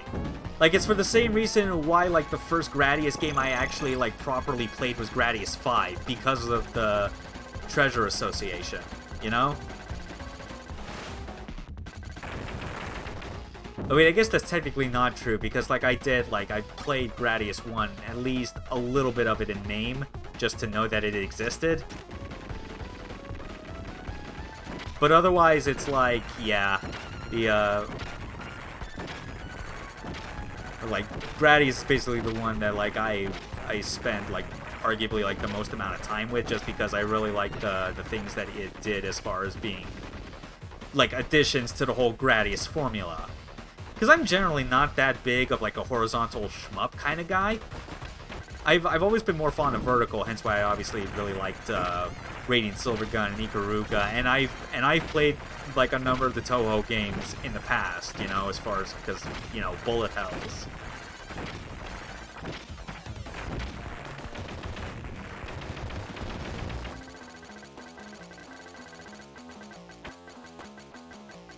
Yeah, it was like, I was surprised myself. Like, I had never really heard that distinction, or just, like, argument about that. I guess part of it is just because anyone that I knew that was familiar with Castlevania or Contra, like, these old classic Konami franchises, it's like, it kind of didn't matter to an extent, because they were also doubling as, like, old school Nintendo fans. So it was more like in the discussion about Nintendo, about the games that came out on Nintendo systems in general, as opposed to where they showed up on other platforms like this. But yeah, horizontal shmups I'm not really, like, that huge on. Like, with just the exceptions really only being, like, Gradius and R-Type. And even then, it's not to the point where it's like I try to get, like, good at multiple of those games, or, like, see any of them to the end. It's just I really do like the systems they have that kind of differentiates them from the rest of the pack. Especially R-Type, which, like, something that, like, I definitely really should have realized was happening, was that I did not realize that there was a new R-Type game coming out at the end of this month. That they're making a sequel to R-Type Final. And that it was something that had apparently been put on Kickstarter like 2 years ago, got funded, and they've been working on it since. And I'm like, I'm down for that. I love the particular details that R-Type has with its mechanics. You know, like the force bits, wave cannon. Like, that stuff's really cool.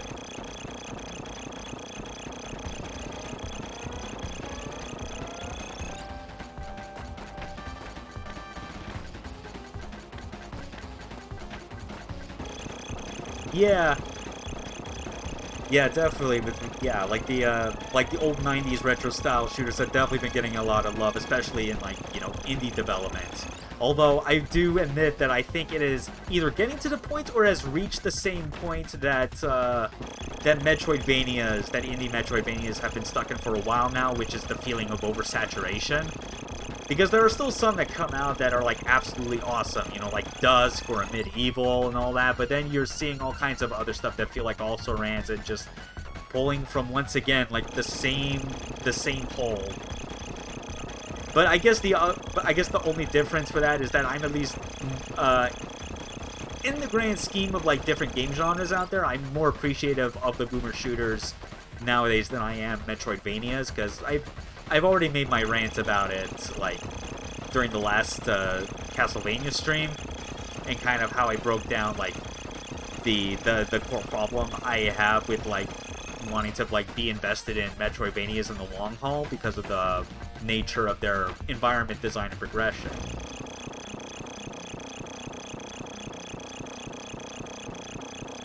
Yeah, like it's basically a norm, you know? And it's really only a matter now of like trying to find, okay, like even with this norm, are there still going to be enough games that pop out of it that are enough to kind of like buck whatever is sort of like the conventional design ideas or aesthetics.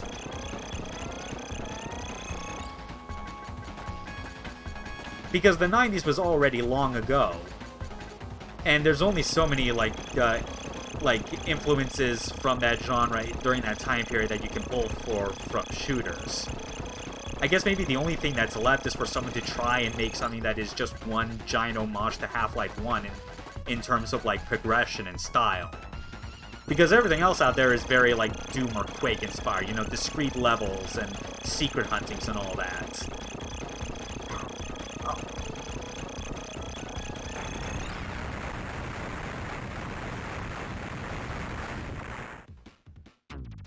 Yeah, that seems to pretty much be the expected thing. Mm-hmm.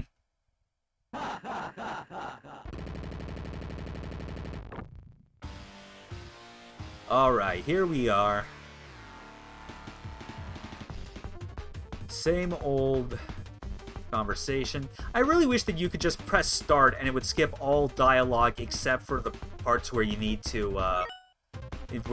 like, make a dialogue choice, because you press start, it just pauses automatically. Also, it cuts off the top half of that soldier sprite on the top left, if you noticed. Yeah, don't mind that.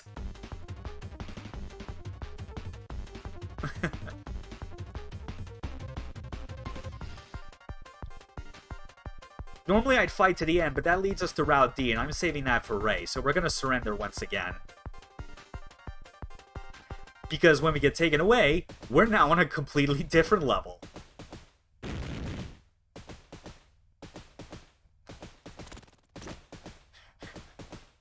I love this whole exchange. Like, the terseness of the dialogue makes Deadeye Joe's whole motive in this situation even more hilarious, because it just boils down to, wow, you suck. It's like, I'm going to give you your weapon so you can break out in the most begrudging way possible, so I can kill you later instead of now. Okay.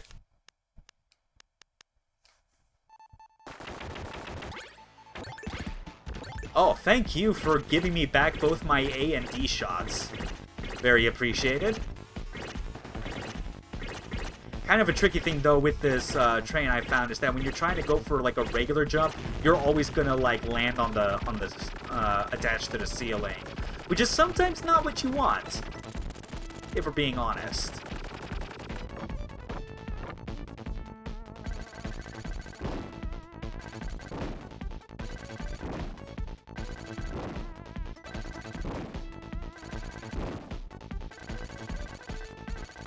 Whoa! Oh, okay. You know, it's funny, like, this was the route that I initially took Fang in during my practice runs. I was not, I never knew that they were gonna, like, do that, that particular, like, wrecking ball attack on you. Oh, damn it. Yeah, I should have, in all honesty, just switched straight to the grenades.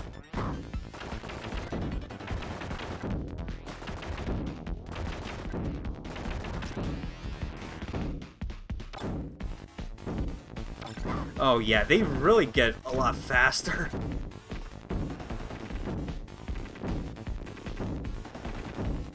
Oh no.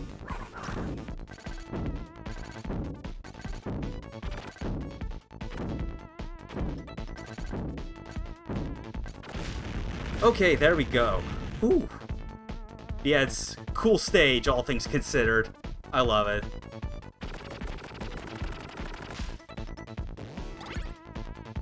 Oh no, I could have grabbed that A shot. Was too quick on the draw. Train level, also, you know, going back with the treasure comparisons, maybe inspired by that second level in Gunstar Heroes where you're in the mine, on the mine tracks. And you got your own, like, personal, like, mechanized carts that can go along the floor, ceilings, and walls. That thing was awesome.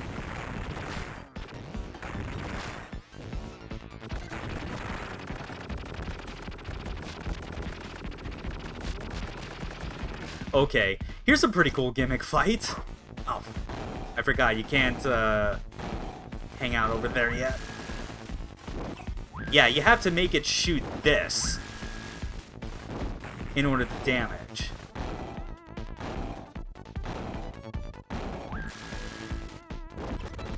There we go.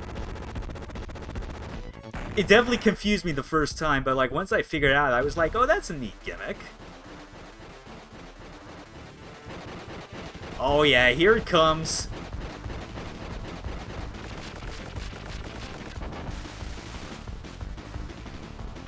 It's totally that big running robot form that 7 Force Tape transforms into.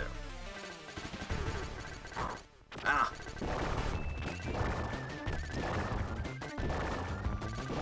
Yeah, more grenades for you. Oh no! I forgot that I was on my last hit point! No!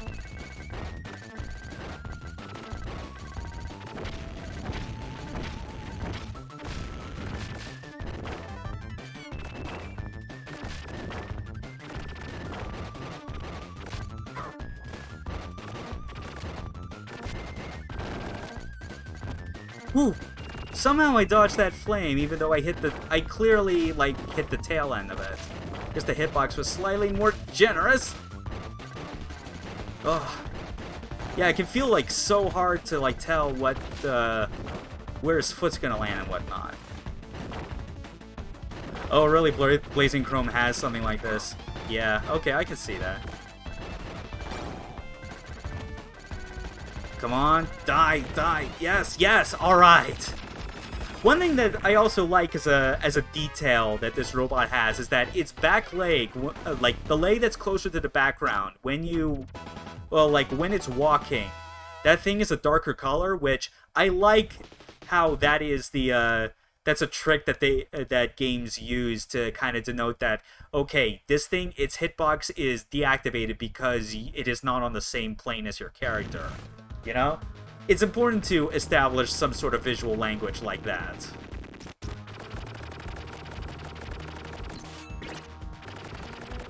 Now to just get through here very carefully.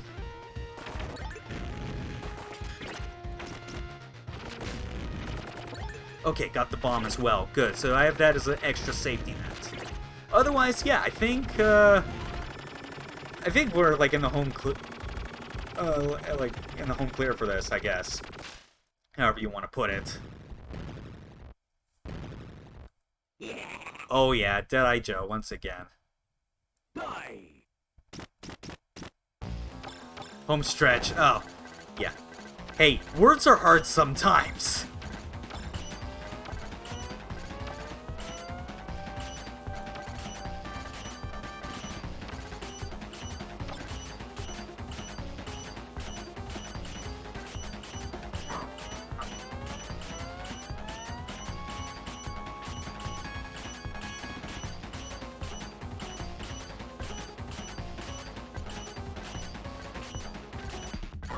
Ugh.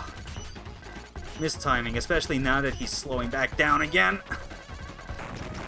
Okay, there we go. Oh dear. Oh dear. No! Ah, screw it. I really do not have time to deal with, like, his tendrils.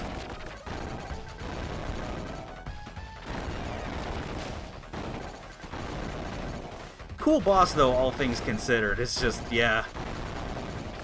It really forces you to be extra careful with your spacing.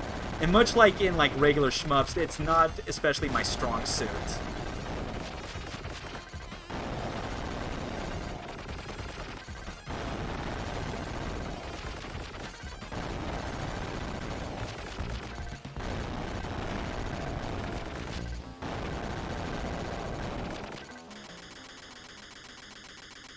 Come on.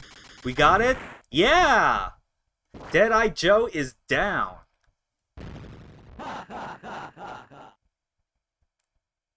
Oh yes, this is funny. It just stomps, it just squishes him with the underside of his floating platform. I think it only would have been somewhat more comical if it just left like a red splat on the ground. But I guess that probably would have been maybe a bit too much in terms of rating. But even then, I wonder why that should even matter. Like, this is the run and gun shooter series in which your alien enemy forces are literally the definition of Cronenberg-esque body horror.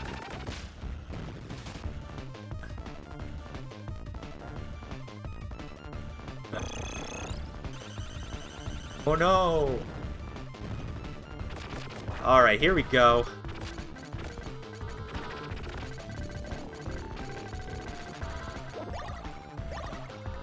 Oh yeah, this boss was like a nightmare for me when I was doing it as Fang, just because without something like this homing shot, I am like kind of at a loss for a lot of things. I remember thinking that the lines that he was shooting were actually gonna damage me, but no, those are just designed to let him, like, those are basically like his track, as it were.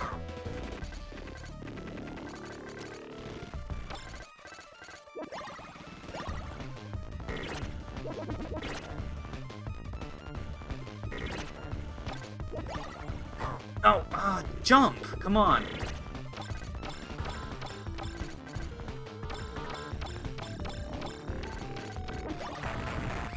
Oh! He got me right as he died, and I am now back down to... Oh, never mind, I got A and B weapons back, it's okay. We can work with this. Super Bahamut isn't too bad.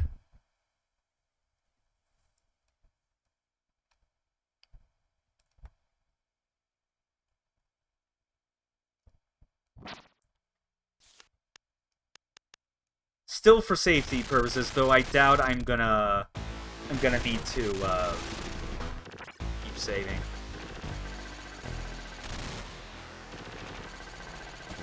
Oh my god. Oh. He's just turned into a DBZ character at this point.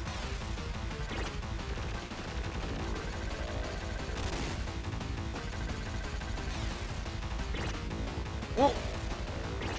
Oh, leave Jiren to me.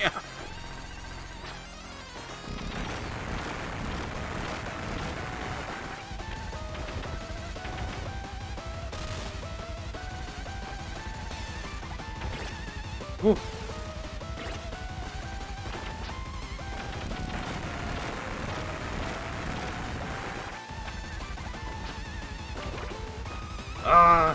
Too much power! Okay, here we go.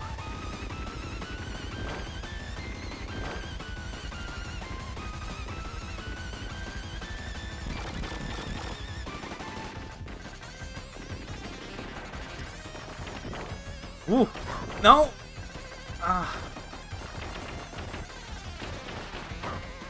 Why did you jump? No! Oh.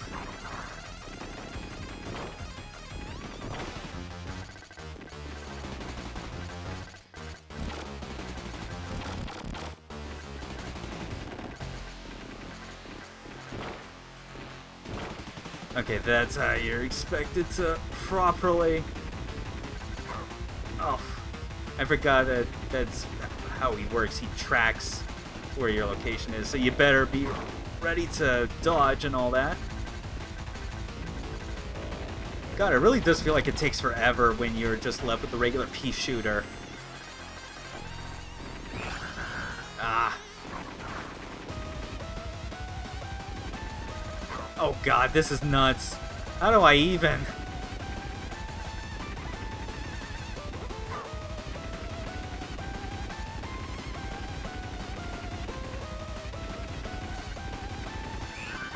Ah.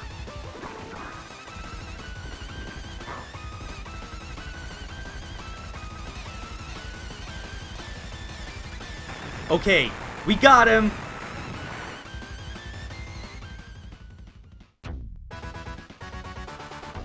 And that's Route C clear.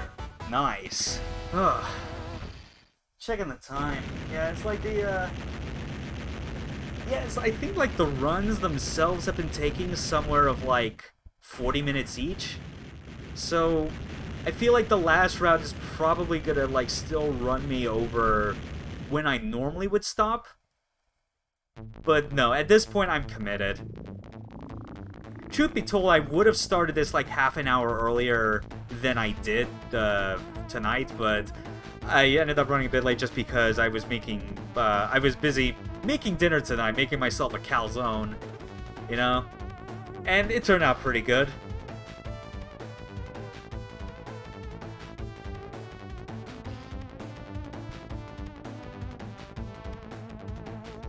What did I use? Like, as far as, well, like, it was red sauce, mozzarella cheese, and then Italian sausage, pepperoni, and ham cutlets. So yeah, a triple meat calzone. It was good, and I used some of the leftover pizza sauce as like as a dipping for the calzone. That said, next time if I do make one, I'm probably gonna have to like find a better dough recipe to kind of make sure that like the dough itself can be a bit softer, because it was definitely like it was still chewy, but like very much firmer on the outside than I was expecting it to be.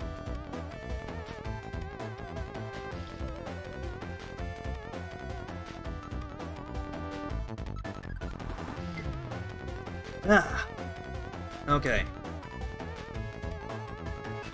Oh wow, like I'm looking at like the blinking line on my Wii remote. It's down to one light. Hold on a sec.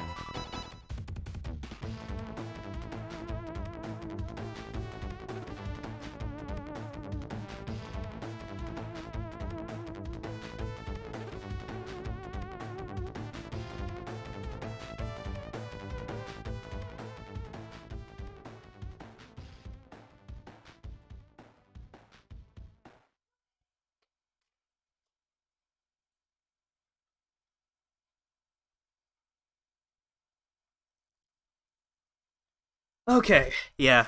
Just needed to get me just a new pair of batteries, just in case. Because this is the Wii remote that we're talking about, you know? If you want to keep using these things, you better have like a lifetime supply of double A's to work with. Ugh. Okay, swapping these out.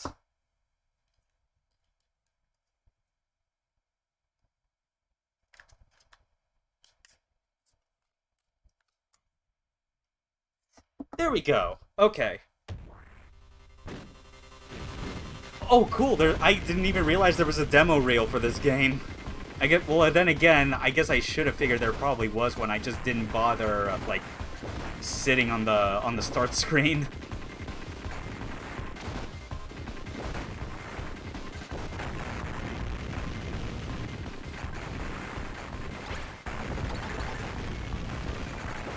Yeah, okay, let's get going, though. We got one more route to go. And now we gotta use, you know, the normal dude. Ray. Lock and load. Time to run through this whole city opening level one more time. An amazing first level.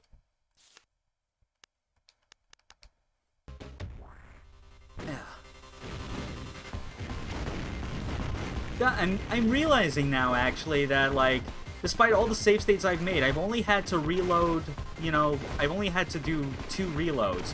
One was after the secret ending, and the other was, during Route B. Other than that, it's like, I've been pretty much on a roll, even if you, like, even with the stipulation that I'm clearly using, like, 10 lives to start, and I'm playing the hit point restoration hack. But yeah, just that practice earlier in the week definitely paid off. And I hope at some point eventually I can get a lot better with some of those later stages, that I won't have to rely on that many lives just to power through it. You know? It'd be nice to, like, get good enough that I can, like, power through with, like, the default starting lives, which I think is 3. Like, yeah, I think so. It's 3, like, if you just boot up the game normally. Ow.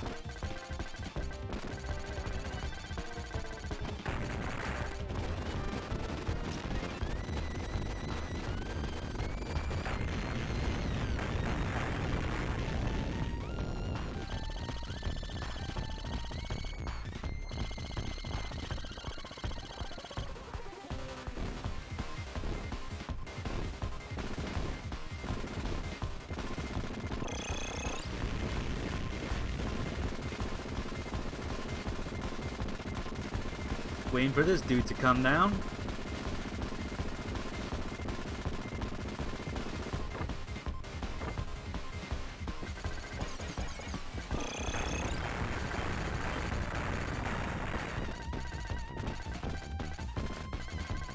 Gotta love homing missiles.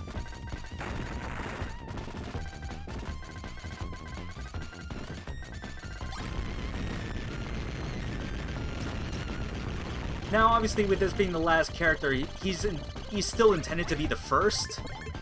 So naturally, it's like, yeah, you got your thin lasers, you got these bomb weapons, homing lasers, but of course, we can't forget the Contra staple, spread shots.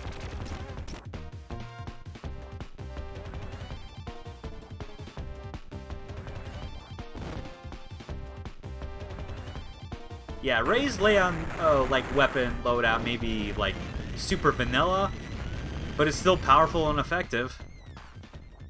You can't really call any one of these 4 characters bad to use. That's the beauty of it.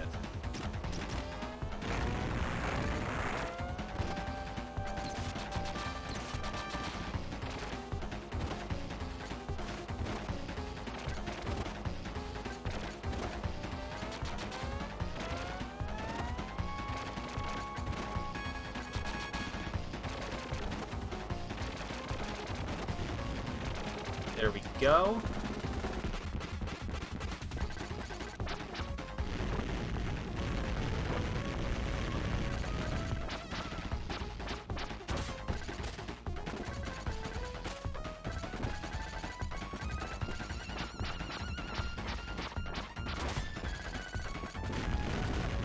And nothing to it. God, this first level is already at the tier where, like, I could easily just run through this in my sleep. Even with the occasional hits I take, it's like, it's still a piece of cake.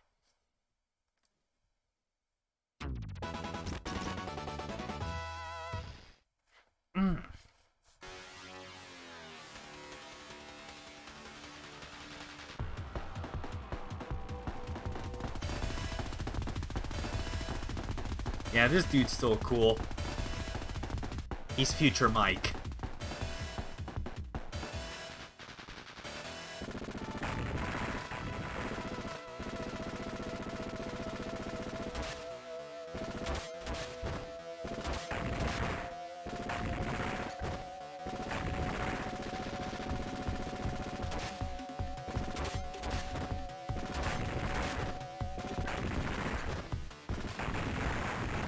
First part done. Cool.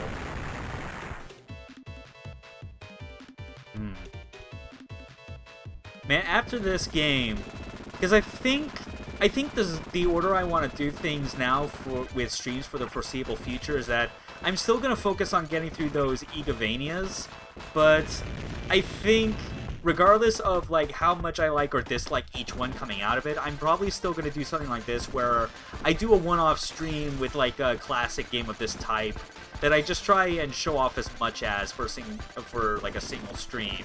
Have that be like a sort of breather for all of us.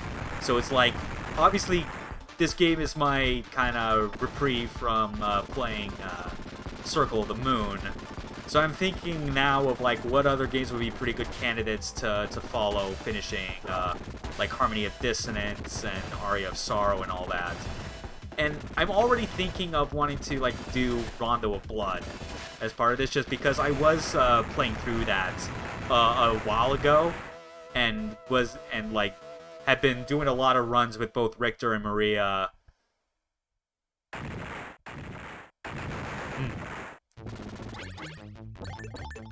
But at the same time, I think like another one I'm thinking of doing is that because I've also finally learned a bit more of the nuance of it, I do want to do a playthrough of with a Silhouette Mirage. Balancing each Igavania with a classic Vania would work. Yeah, but I feel like Rondo at this point is really the only one where I feel like I could like show enough, if not all of it. Actually, no, scratch that. I could show all of it. It's just a matter of, do I really have like the patience or interest in really showing off all of the other classic Vanias, especially in a single sitting? Because Bloodline's cool, but I've still not gotten to the end of it. And Super Castlevania 4, I have not either, even though that game is significantly easier. The NES ones, admittedly, even though 1 and 3 are good for their own reasons, I'm not that interested in like trying to like stream those. And that's even taking into account that I have the Japanese version of Castlevania 3, which is slightly less busted in difficulty and has more cool effects. But yeah, I think like the idea is that I do still kind of want to focus it on like these kind of like classic arcadey sort of games that that I know I can show most, if not all of, in a single sitting and be confident about it. Which is why I'm thinking of showing Rondo of Blood and also Silhouette Mirage, because I'm getting close to a point where I think I can like do like a full playthrough in a single sitting. Because that's like at the very least, like if you're playing it the normal way and not as a speed run, that's basically a 2+ hour game.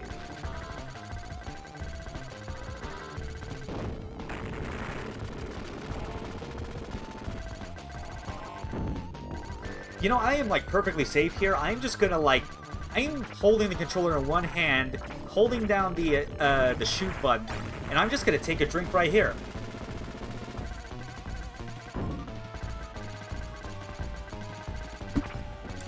Ah, refreshing.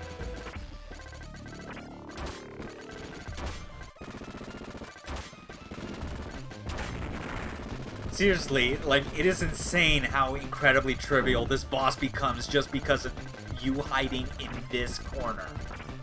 Like, it should not happen, but it does. I mean, you're even seeing, technically, like, more of this, more of these phases with these, like, balls that it combines. But literally all I was doing was just one hand holding the classic controller and keeping my thumb on the Y button. That's hilarious.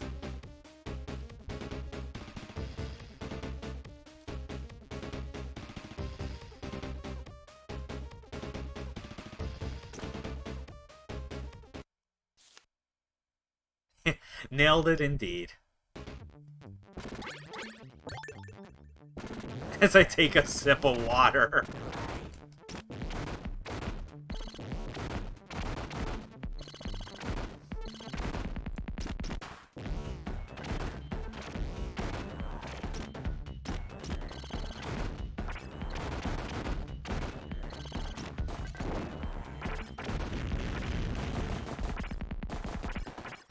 Using some of the B weapon just because I think that's the one that I have like so far neglected the most.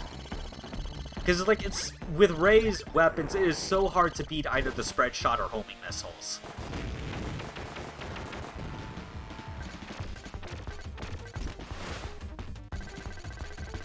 I mean, in situations like this, I mean, like, you can clearly see the value of the C and D weapons.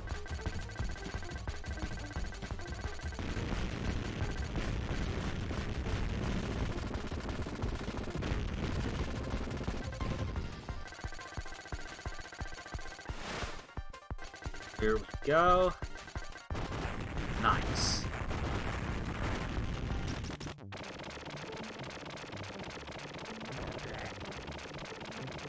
And I do also like that, because I already know about, like, from what little I recall of, like, Contra 1, just how, like, for a lot of people when they kind of, like, discuss the game, especially in meme ways, is how, like, the spread shot is the most important thing to get. Like, as soon as you grab that, ignore all other weapon drops. But it's like, even in this case, the way the spread shot feels in this game comes off as, like, more appropriately balanced, just because, you know, there's a lot more noticeable delay when firing the shots, because it basically shoots a spread in like 3-shot bursts.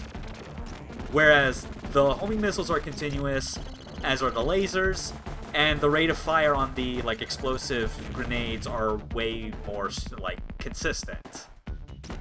So yeah, they took like the old fan favorite, still made it powerful, but also smartly balanced it out so that it's like, no, this isn't your answer to everything. Use everything else for the situation that requires it.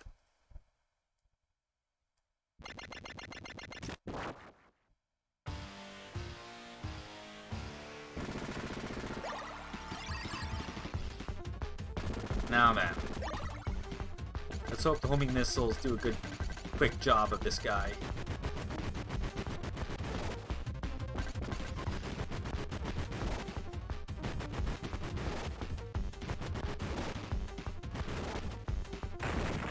Nice! Good job.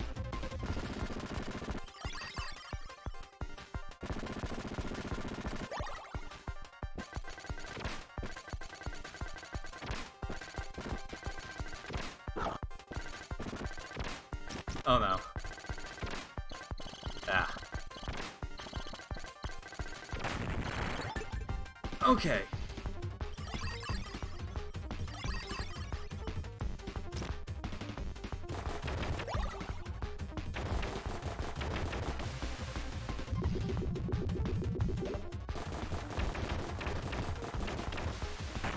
There we go, okay. Yeah, I didn't want to risk using any more of my homing shots until, like, I got to this phase with Neumann. At least until the ladder. Yeah, because spread shot's good enough for this, or... Ah. I actually did not want to use it right there. I actually wanted to save it until the tank and helicopter forms.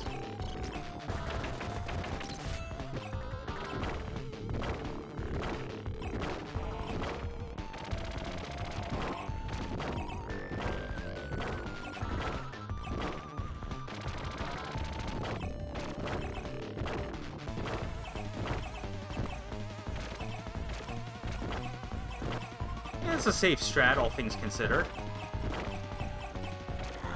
Oh, well, screw that. Yeah. Again, still not my favorite fight. And it's not for, like, a lack of trying, because I have, like, tried refraining from using the bombs in practice runs, but it just doesn't feel worth it for me. There are much more entertaining and interesting fights later on.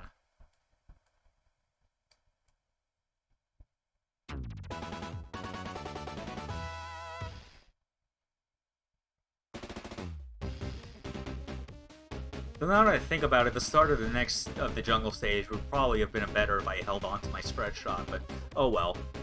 Homing missiles is a good backup. Still 11 lives, all things considered. Yeah, it's like, if you're good with, like, standard shmup-style weapons, like, you'll get very far using Ray. Absolutely.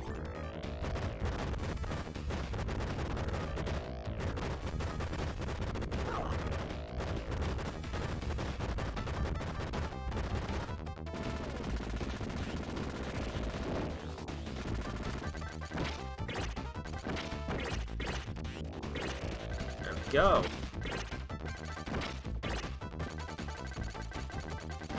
God bless homing weapons.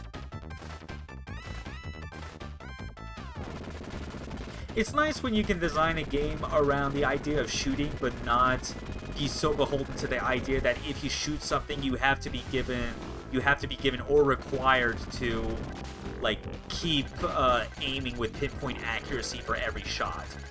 Because sometimes that can be too much of a pain to deal with if you're also trying to deal heavily with mobility.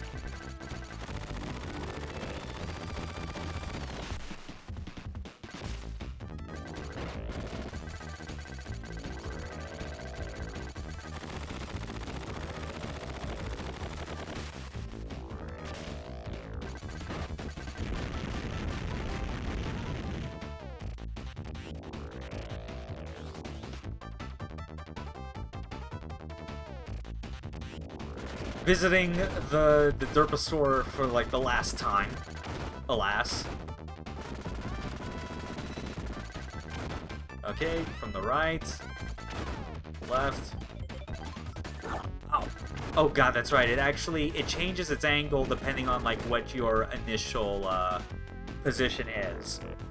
Which is why I sometimes got hit with that for whatever reason. It's like you have to stand in the right spot and just know after a certain amount of seconds pass, okay, this is when I need to go. Oh, it did not let me... No, actually, I shouldn't blame it on that. I hit the wrong input. I meant to do a slide, but I guess I just wasn't hitting down.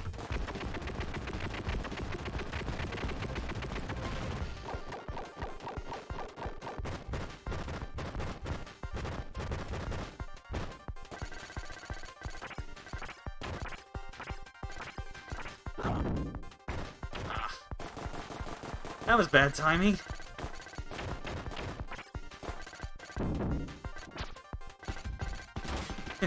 Dude, it's just so much drip. Oh, tell me about it.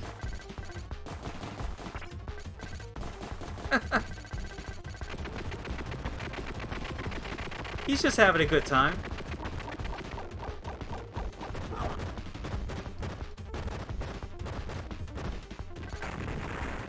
There we go.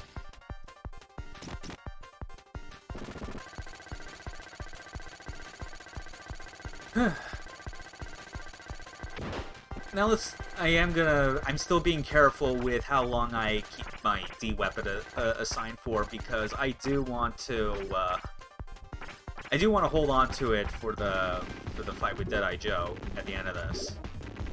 Ah.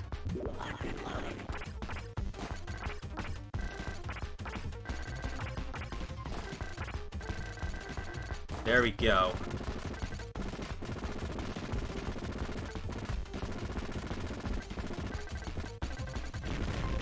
Nice.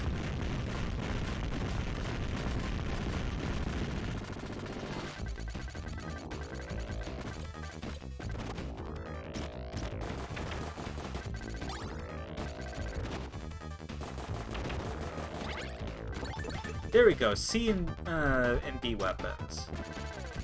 Let's go.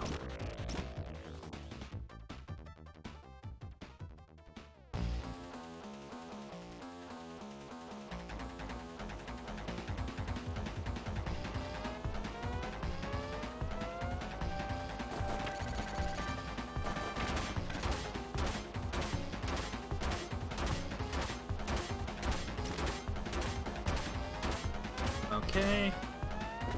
This should be the spot. Oh. No, it wasn't.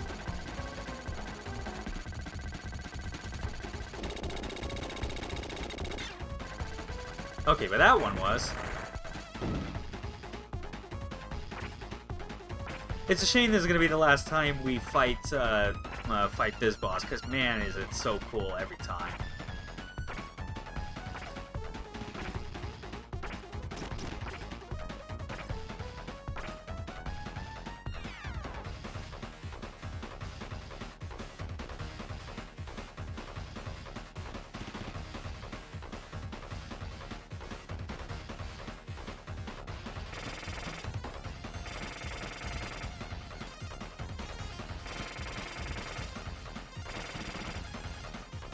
Ooh. So far, so good, dodging these blades. Yeah. It's like I've done this a million times.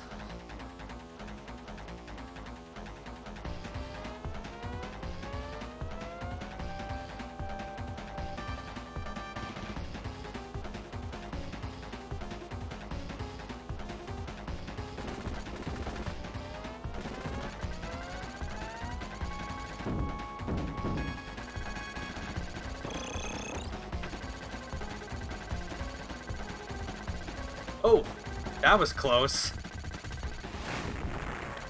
Nice. First cycle.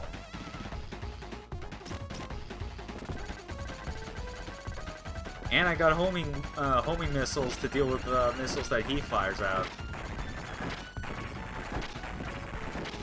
I do appreciate that, like, the homing priorities for, like, these type of weapons that you use, that they do prioritize, like enemy missiles. You know, stuff that can hurt you. And then they go back for the main target. Like, that's smart. Like, it's definitely something that I do kind of wish that Gunstar Heroes was better about with its homing laser attack. Because it's very powerful, but, like, there's always going to be moments where, like, it gets fixated on objects that it cannot destroy, so you have to let go of the button and then press it again. I do wish it would definitely be, like, a lot better about that. Or, like, if you were in a boss fight where there was, like, it was taking a lot of hits, but it also fired missiles, it'd be great if, like, the laser homing shot would just automatically go for the missiles.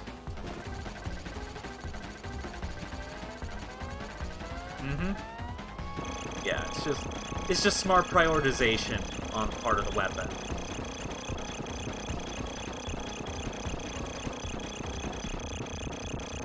And of course it doesn't stop, like, the homing laser attack in Gunstar Heroes from being just, like, one of the most fun weapon combos to ever exist. It's so good. It feels almost disgusting to use it, but considering how much stuff the game throws at you, it's like, it's fair game.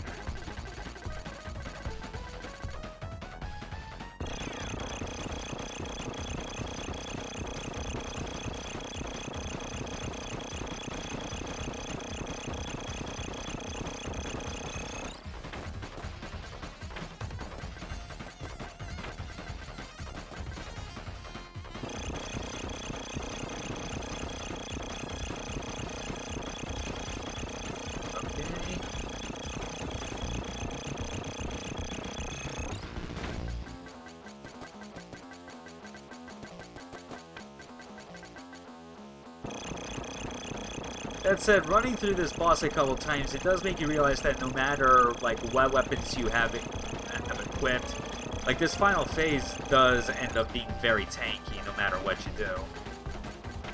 Like, I feel like it should have gone down at least, like, a couple rotations ago at this point, considering some of the heavy weapons I've been using on it. But then again, like, it's still so easy to, like, deal with this guy's patterns that, like, I'm not complaining.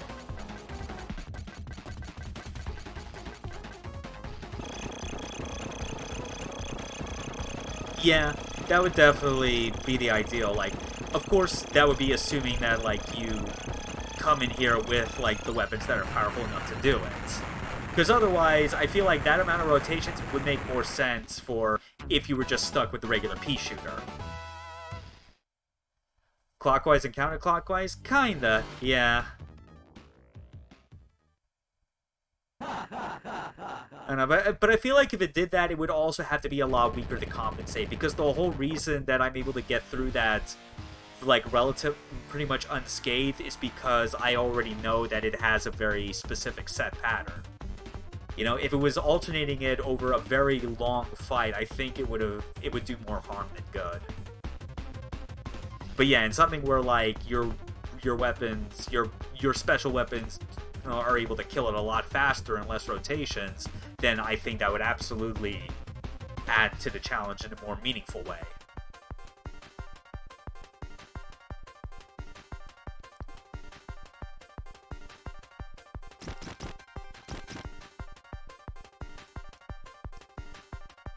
Okay, now we get to fight the Doctor and his dark experiments.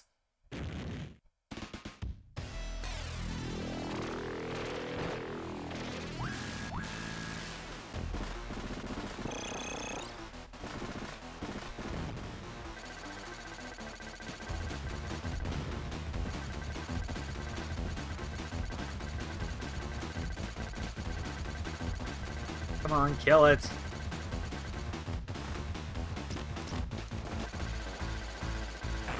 There we go.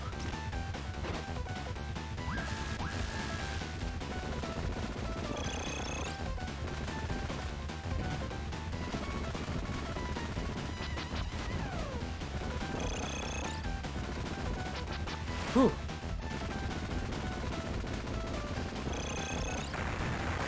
Got him. Now for this third monster, and then the fourth. Where hopefully he drops me an ace shot, and if he's feeling extra generous, maybe even a bomb.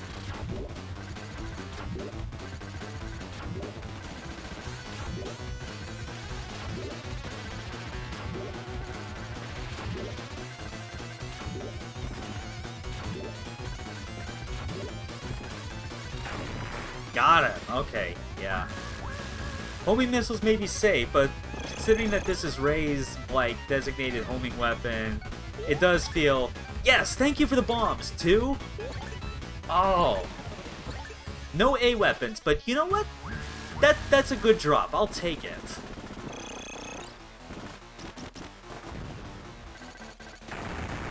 Oh, yeah. Yeah, because, like... That's the other thing I like. Because of the different weapons that all of these characters have, it's very well done that, like, generally, like, consistently, the D weapon isn't always, like, the be-all, end-all for every single character, you know? Like, for Fang, his D weapon is obviously that, because it is the most powerful thing imaginable. And then Brownie is like, it's a toss-up between his D and C weapons. And, like, yeah. And then with Reina, Sheena and Ray, oh god, that was not even, like, the right name, that was like a fusion. But it's like, their B weapons, surprisingly, I think, are, like, the ones that have the most power to them. It's just that Sheena's has a lot more nuance to it because of the arc. And you know, like, and their homing lasers are very much designed to be, like, not the most powerful, but very good if you want good mobility.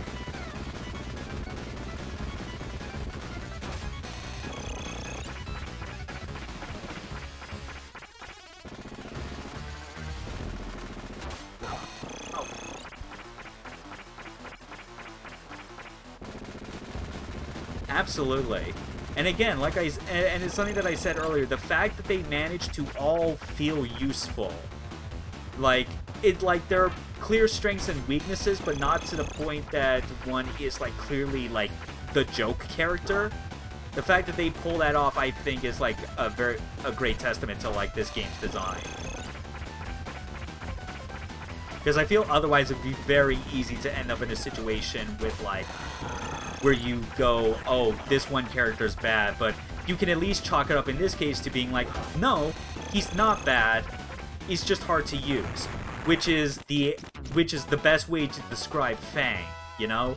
Because he's the hardest to use, but he pays dividends when you know how to use him.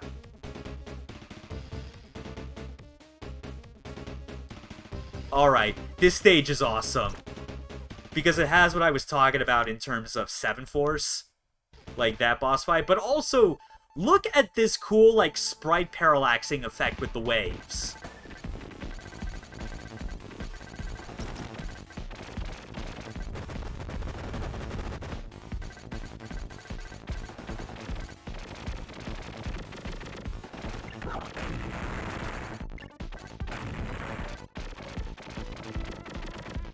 Difficulty form in terms of as a character slider. Yeah, I can absolutely see that.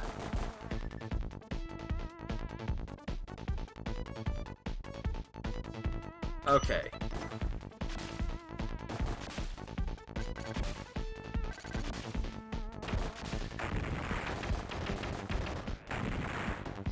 Okay, here we go.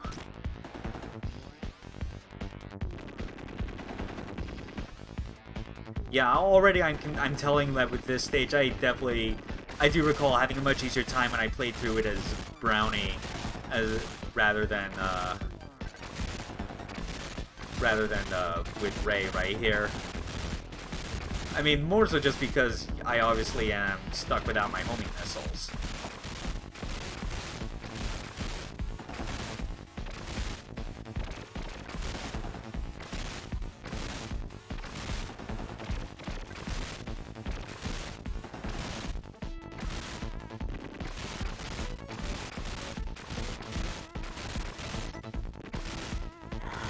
Okay, whatever. That's fine, I can go back to using this.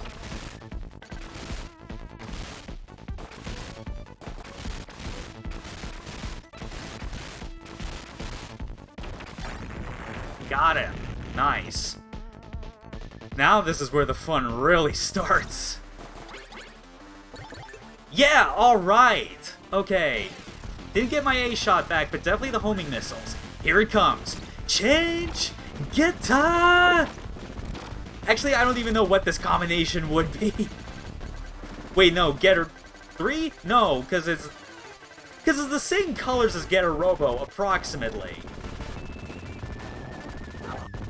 But it's like, I don't know. The point is, this is basically Konami taking the idea of 7 Force and then applying the idea of Getter Robo with like the triple changer on top of it.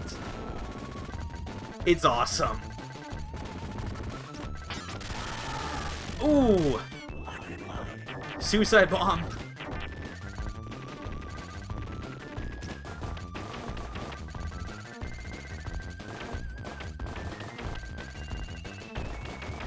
Seriously, this fight is so cool. Like, this must have been like the biggest challenge for whoever artist was in charge of this, trying to come up with like this many different first design these 3 separate machines, but not only come up with the forms, but also make sure that the mechanism behind like how they get formed actually makes sense. Like, this is a huge achievement, at least in both like technically and artistically. It deserves all the props, man. It's awesome.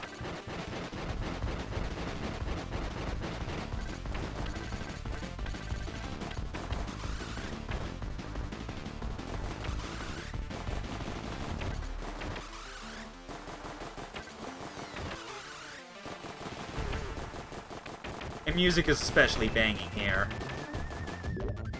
Oh.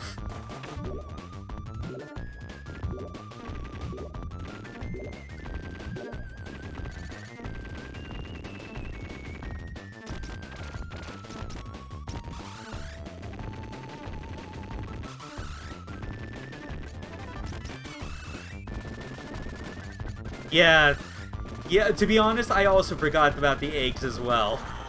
Oh, damn it, I completely forgot that I was assigned to my D weapon, otherwise I would have not done that. At least I still got my B weapon.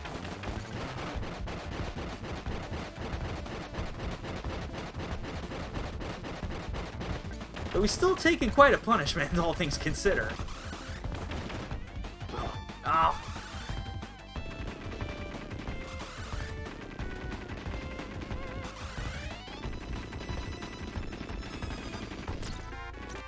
Okay, finally he decides to change form. Okay, now this is more like Getter 3. Because that one's form is more like he actually has treads. Like his legs are just tank treads, except in this case I guess it's more like oh no, why did I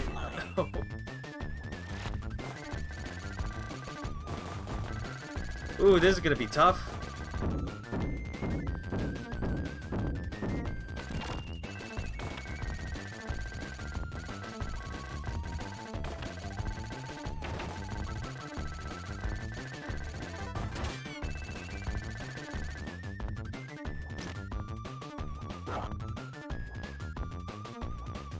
Oh, this is a bit tight. Yes! Okay!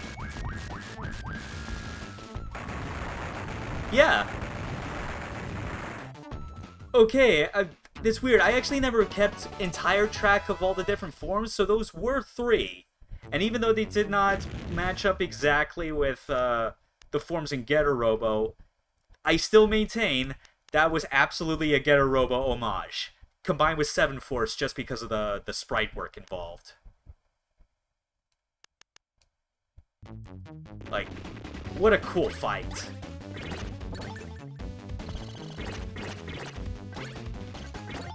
Yes! Oh, thank you.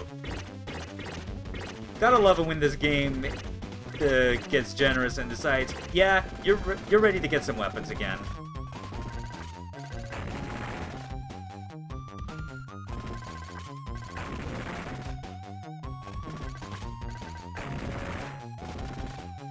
It's especially good for this section with the turrets. Oh yes, but this part coming up is so good. Oh, I love this. Like, what is the backstory behind this particular, like, battalion of troops or whatever? Like, what special training do they get, and, like, who's in their right mind signs up for the idea, okay, your battle formations will involve combining into a circle to run over your enemies. Also this. Just roll with it, it's an effective battle strategy. Now this one's slightly more sensible, but it's still goofy, all things considered.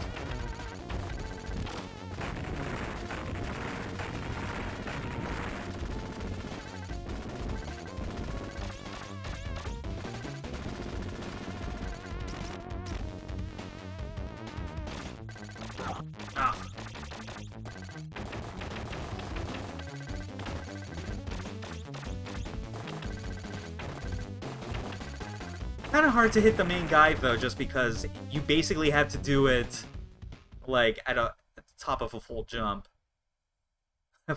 Yeah, fuck rhyme or reason, absolutely. Well, I mean, I know it was to show off tech from like the developer standpoint, but I'm talking about the in-universe justification. Like, who in their right mind designs a battalion of soldiers that are whose express combat purposes are just that?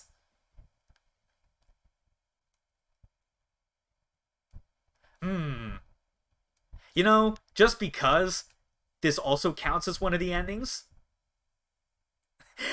it's called showing off tech in the canon, fair enough. Anyway, we're gonna become the bad guys.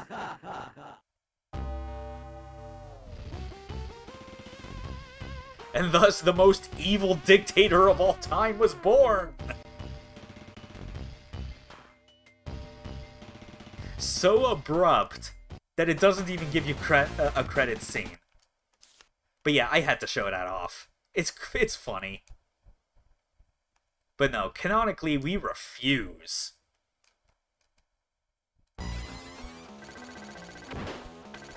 This fight with Bahamut, at least, is pretty awesome, I think. I think it's even better than, like, the Super Bahamut fight at the last ending.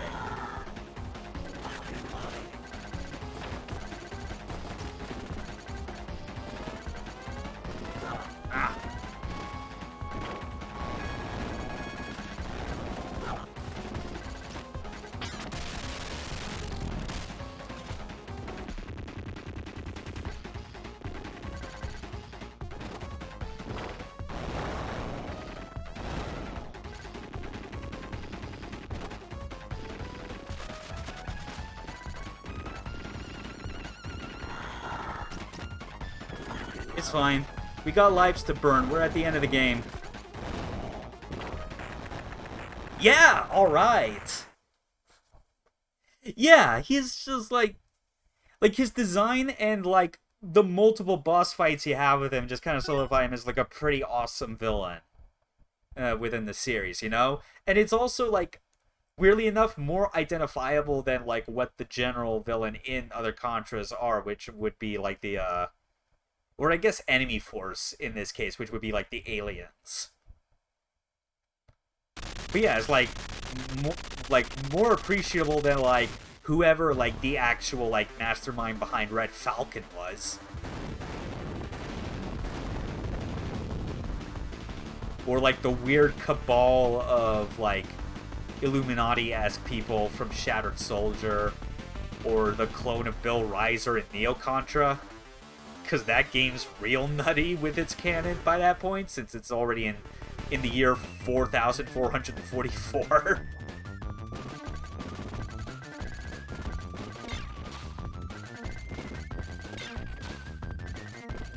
This final fight with Deadeye Joe is kind of a pushover, really. But I get why it is, because it's not the main focus of this final level. Because otherwise, like, the whole purpose of this is so hype. You are riding a missile to catch up to an even bigger missile so you can climb to the top and blow open the alien cell that is, like, in the warhead. Like, how awesome is that? This is why I wanted to save this ending as, like, the last one. Because, like, it feels like the most appropriate finale that this game can give you.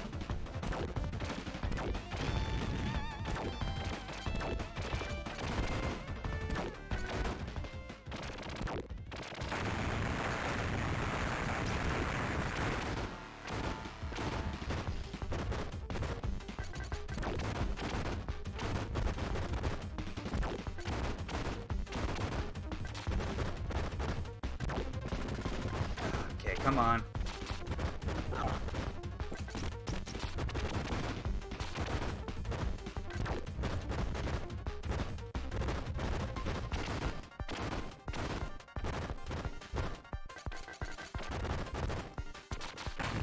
There we go. That mini boss is down.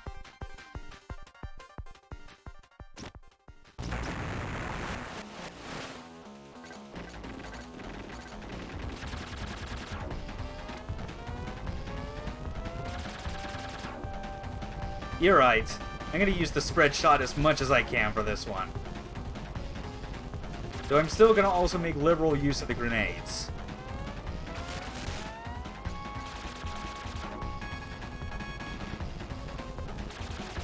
Whoa! Oh, that was close. I didn't even realize that you could... Oh, jeez. What was that? Ah! It's alright. I don't even need to, like, overly rely on those missiles.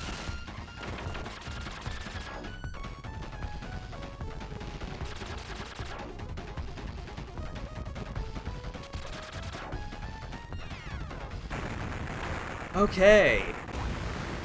Here we go. 3, or rather, I guess it's technically 4 lives at this point, because it counts 0. But we can do this. We can take down the alien cell. We got this. We're gonna save the Earth as we're riding into the stratosphere of Earth on a giant missile. We can do this. This is Contra.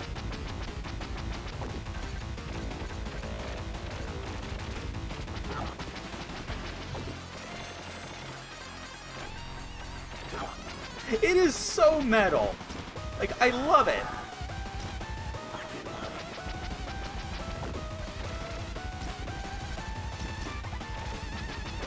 Yeah, spread shot really is like the best thing to use for this final form. Ah. Except when that happens.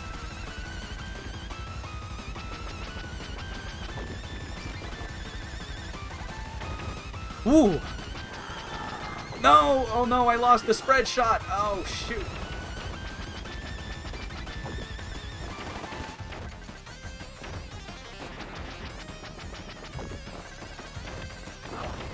Oh, crap. It's okay, we can still win this. I didn't even need to make an extra save state as soon as I got to the top of this missile. That's how... Okay, maybe I'm not so confident after all. I don't know.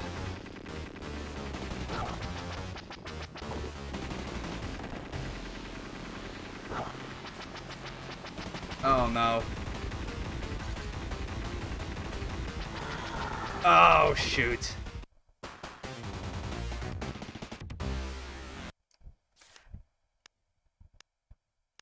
Oh, crap. I completely forgot to make a save state after the Bahamut fight. Well, doing it again. Okay, come on. Ugh. I am not gonna end this stream without, like, a proper finale.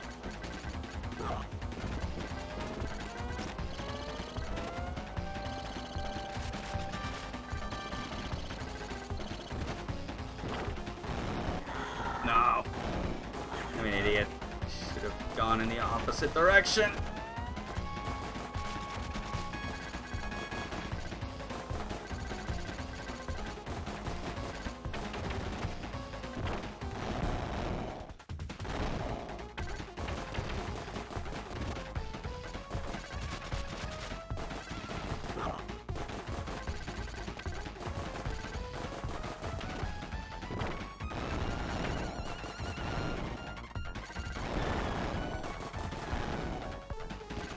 He's just chucking these things constantly, man.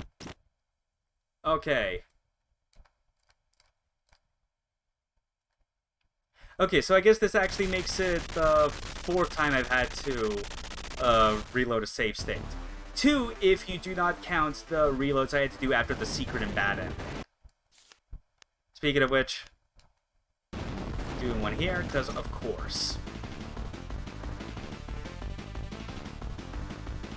We're finishing this tonight the proper way, man.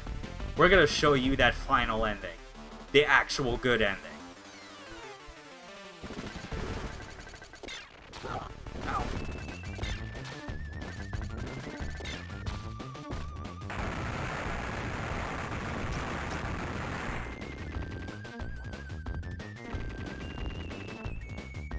Okay. We can do this.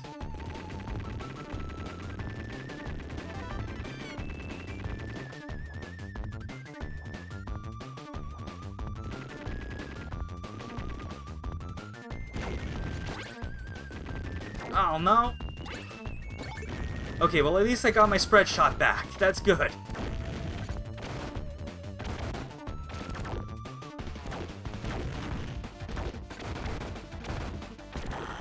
What? Are you kidding? Oh, that's not cool at all.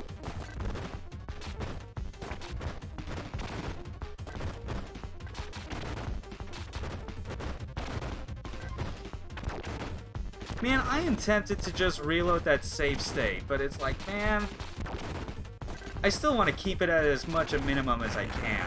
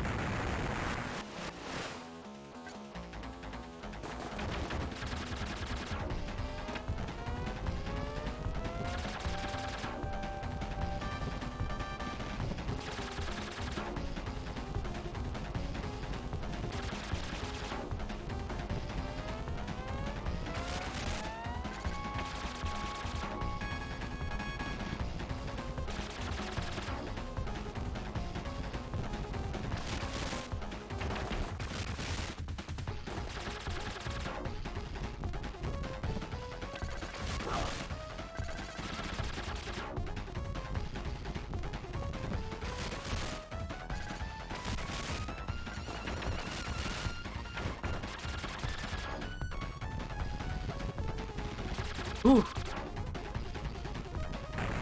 There we go. And I am very liberally going to use that last bomb as soon as I get to, like, his final attack pattern.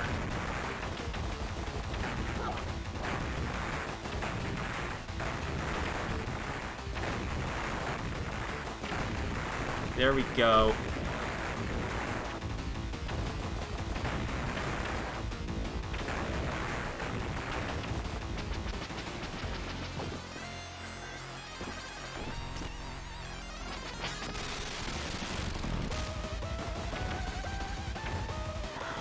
Oh, okay.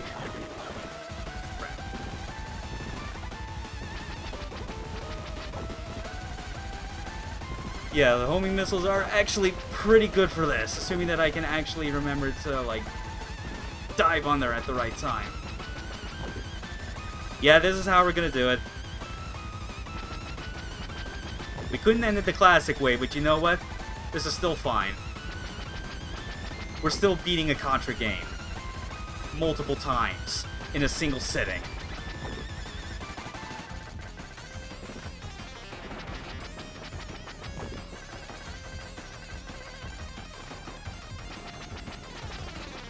Come on, what you got? Yeah! We did it! We're heroes of the earth! Woo! Now this is awesome. Remember that air police buddy who gave us a ride? Yeah! Best support character. Darn right we're in for Heroes Welcome. Oh, yeah. So yeah, sub 3 hour run of every single ending in Contra Hardcore, plus the bonus and bad ending, with only 4 total reloads of save states. So yeah. Clearly, regardless of any mistakes or whatever, this obviously establishes me as being clearly above most other people that play video games. As if that wasn't already obvious. Oh, that was fun. Oh, I am so glad that I decided to do this after Circle of the Moon. Hey, you do the same in my position. You know you would. Oh. Seriously, it's like just a nice pick-me-up after the kind of experience that GBA Castlevania was.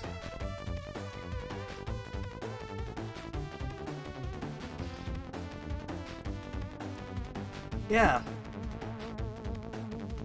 So yeah, and after this, be it either Monday or Wednesday, most likely Monday probably, that'll be when I kind of get started on doing the next Castlevania game, Harmony of Dissonance, which I at least know from like a character movement and control perspective is going to be leagues better than Circle of the Moon, though I'm not expecting much else, especially since I do already kind of know about what that game does, like with its map. But it should still be fine. If it, like, oh, I got more than enough of these kind of like one-off games I think I could come up with where I can play these in between the sort of longer games and give something very especially entertaining to show off. Good job indeed.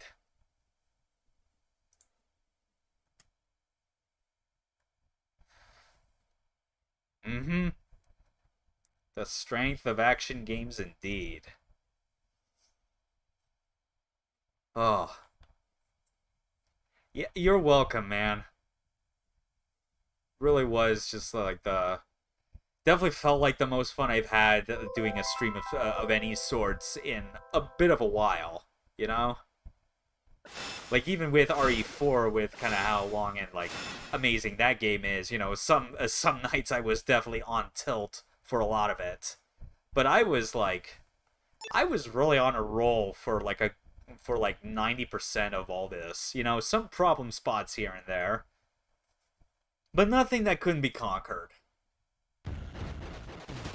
And yeah, you were definitely right to keep recommending it to me like this. Absolutely. Whew. Alright. I think then it's about time that I wind down the stream, get ready to log off, so thanks again for joining me for this moment live. And I hope the people that like catch the VODs later in the future definitely appreciated this playthrough and get some insights on how best to like play through this game, you know? Because it may be Contra, and it may be hard in spots, but, you know, it is far from insurmountable. At least with the whole 3 hit point system, it makes it feel more like you have a fair chance against the things it throws at you. So good night, everyone. Peace out.